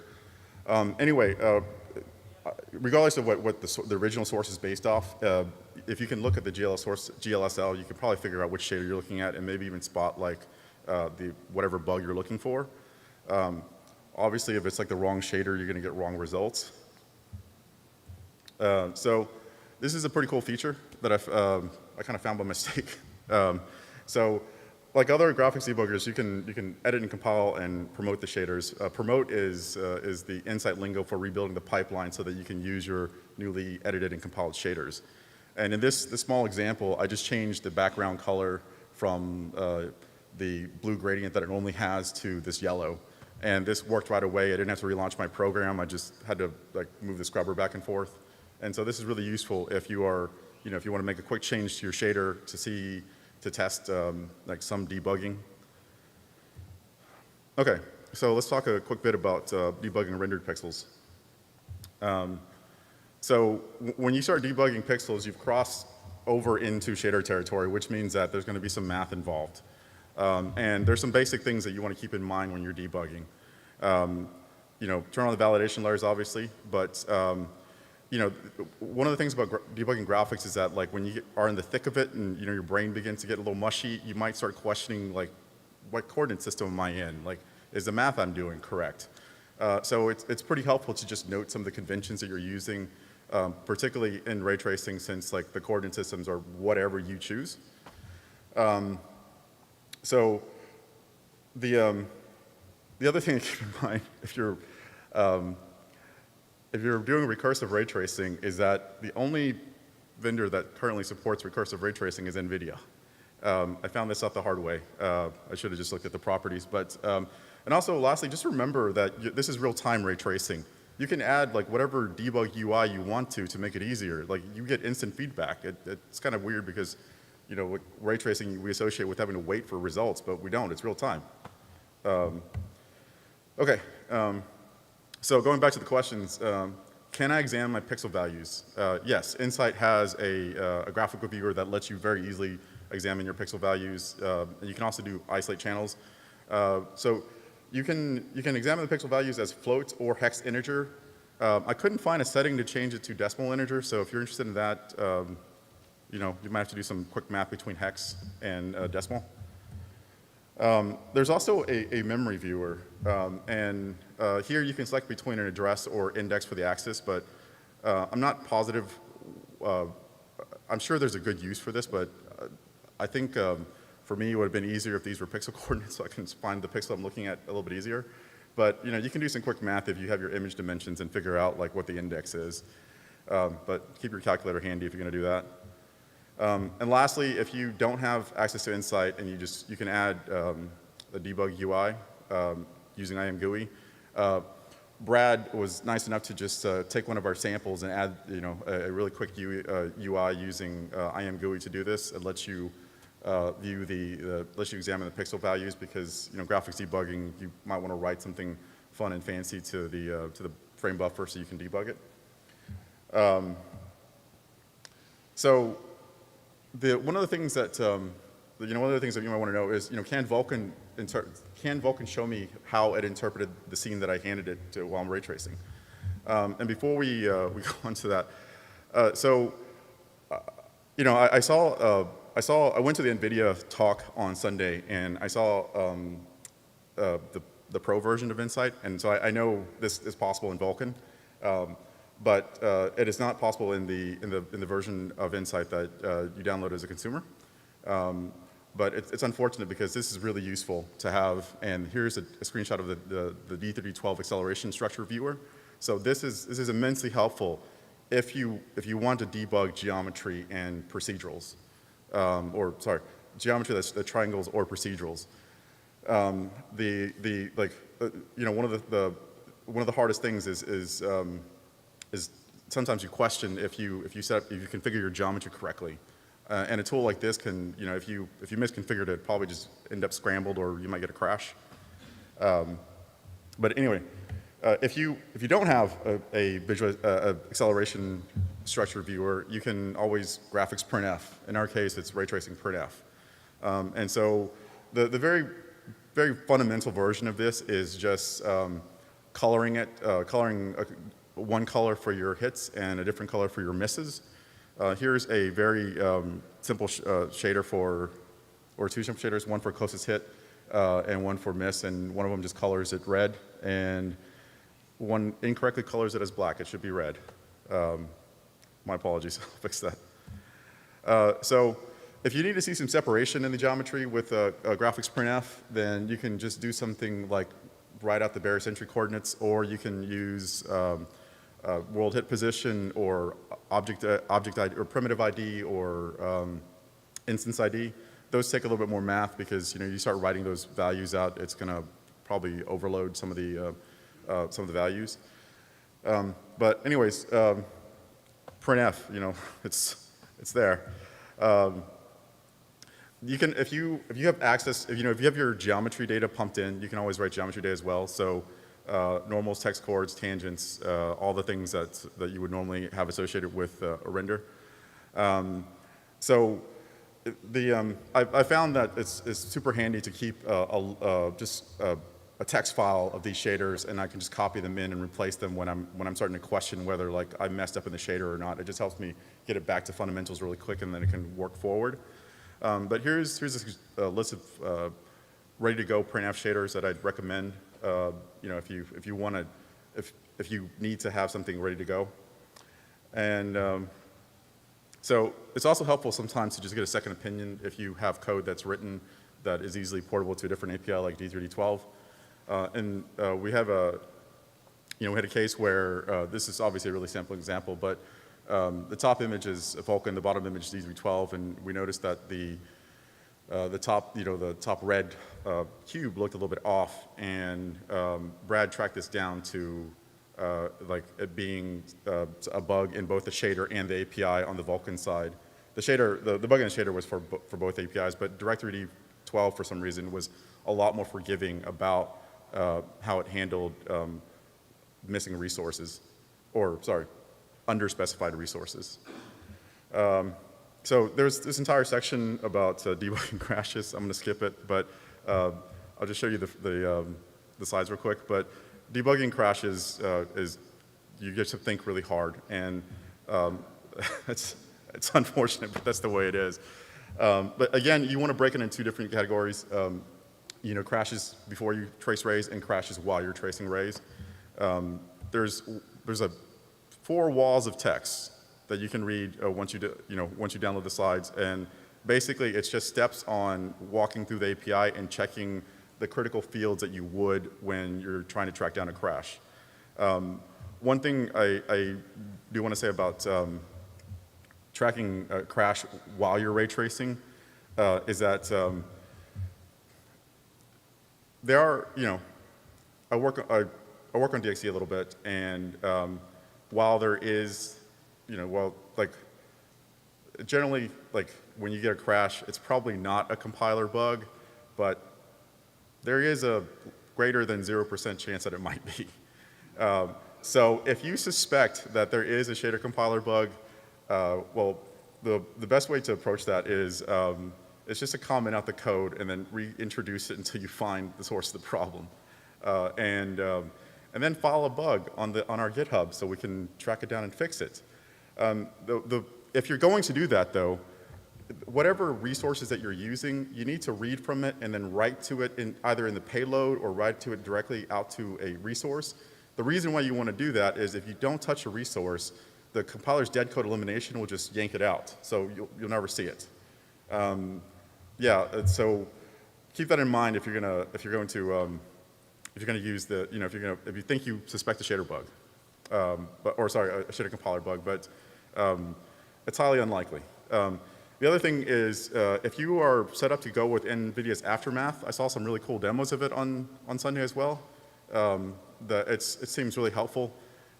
Unfortunately, I haven't had the time to track it down yet, but I definitely recommend that you do if you're running into crashes. Sorry, NVIDIA, I have some feedback about Insight. If you're watching, this would be really useful, not just for me, but I think for everybody else too. And like I said, I saw the pro version on Sunday at the expo, and so I know what glorious ray tracing debugging can look like. Just a plea from the random guys on the internet who are doing ray tracing as a hobby. Okay, so that's pretty much the end of my talk. There's some folks that I want to thank for helping me get to this ray tracing journey. And here's the link to Eric's original Sphere Flake. And also, I didn't get to mention it, but Will Usher has a really awesome blog about SBTs, and there is a tool or a little toy app that he has on the web that allows you to just visualize what the SBT looks like. And also, you can insert shader records and whatnot until you can get an idea of what the stride and size looks like. Additionally, all the sample images that we use is available on my graphics experiments GitHub. And it's just a collection of graphic samples that are done from a hobbyist point of view. And it's in Vulkan, D3D12, and Metal. And the whole point of this project is just to have fun with computer graphics. And the ray tracing portion just walks you through the entire thing from UV coordinate generation all the way to a progressive real-time photoreal-based path tracer. And that's it for me, and I think everybody probably wants to grab a cold beer.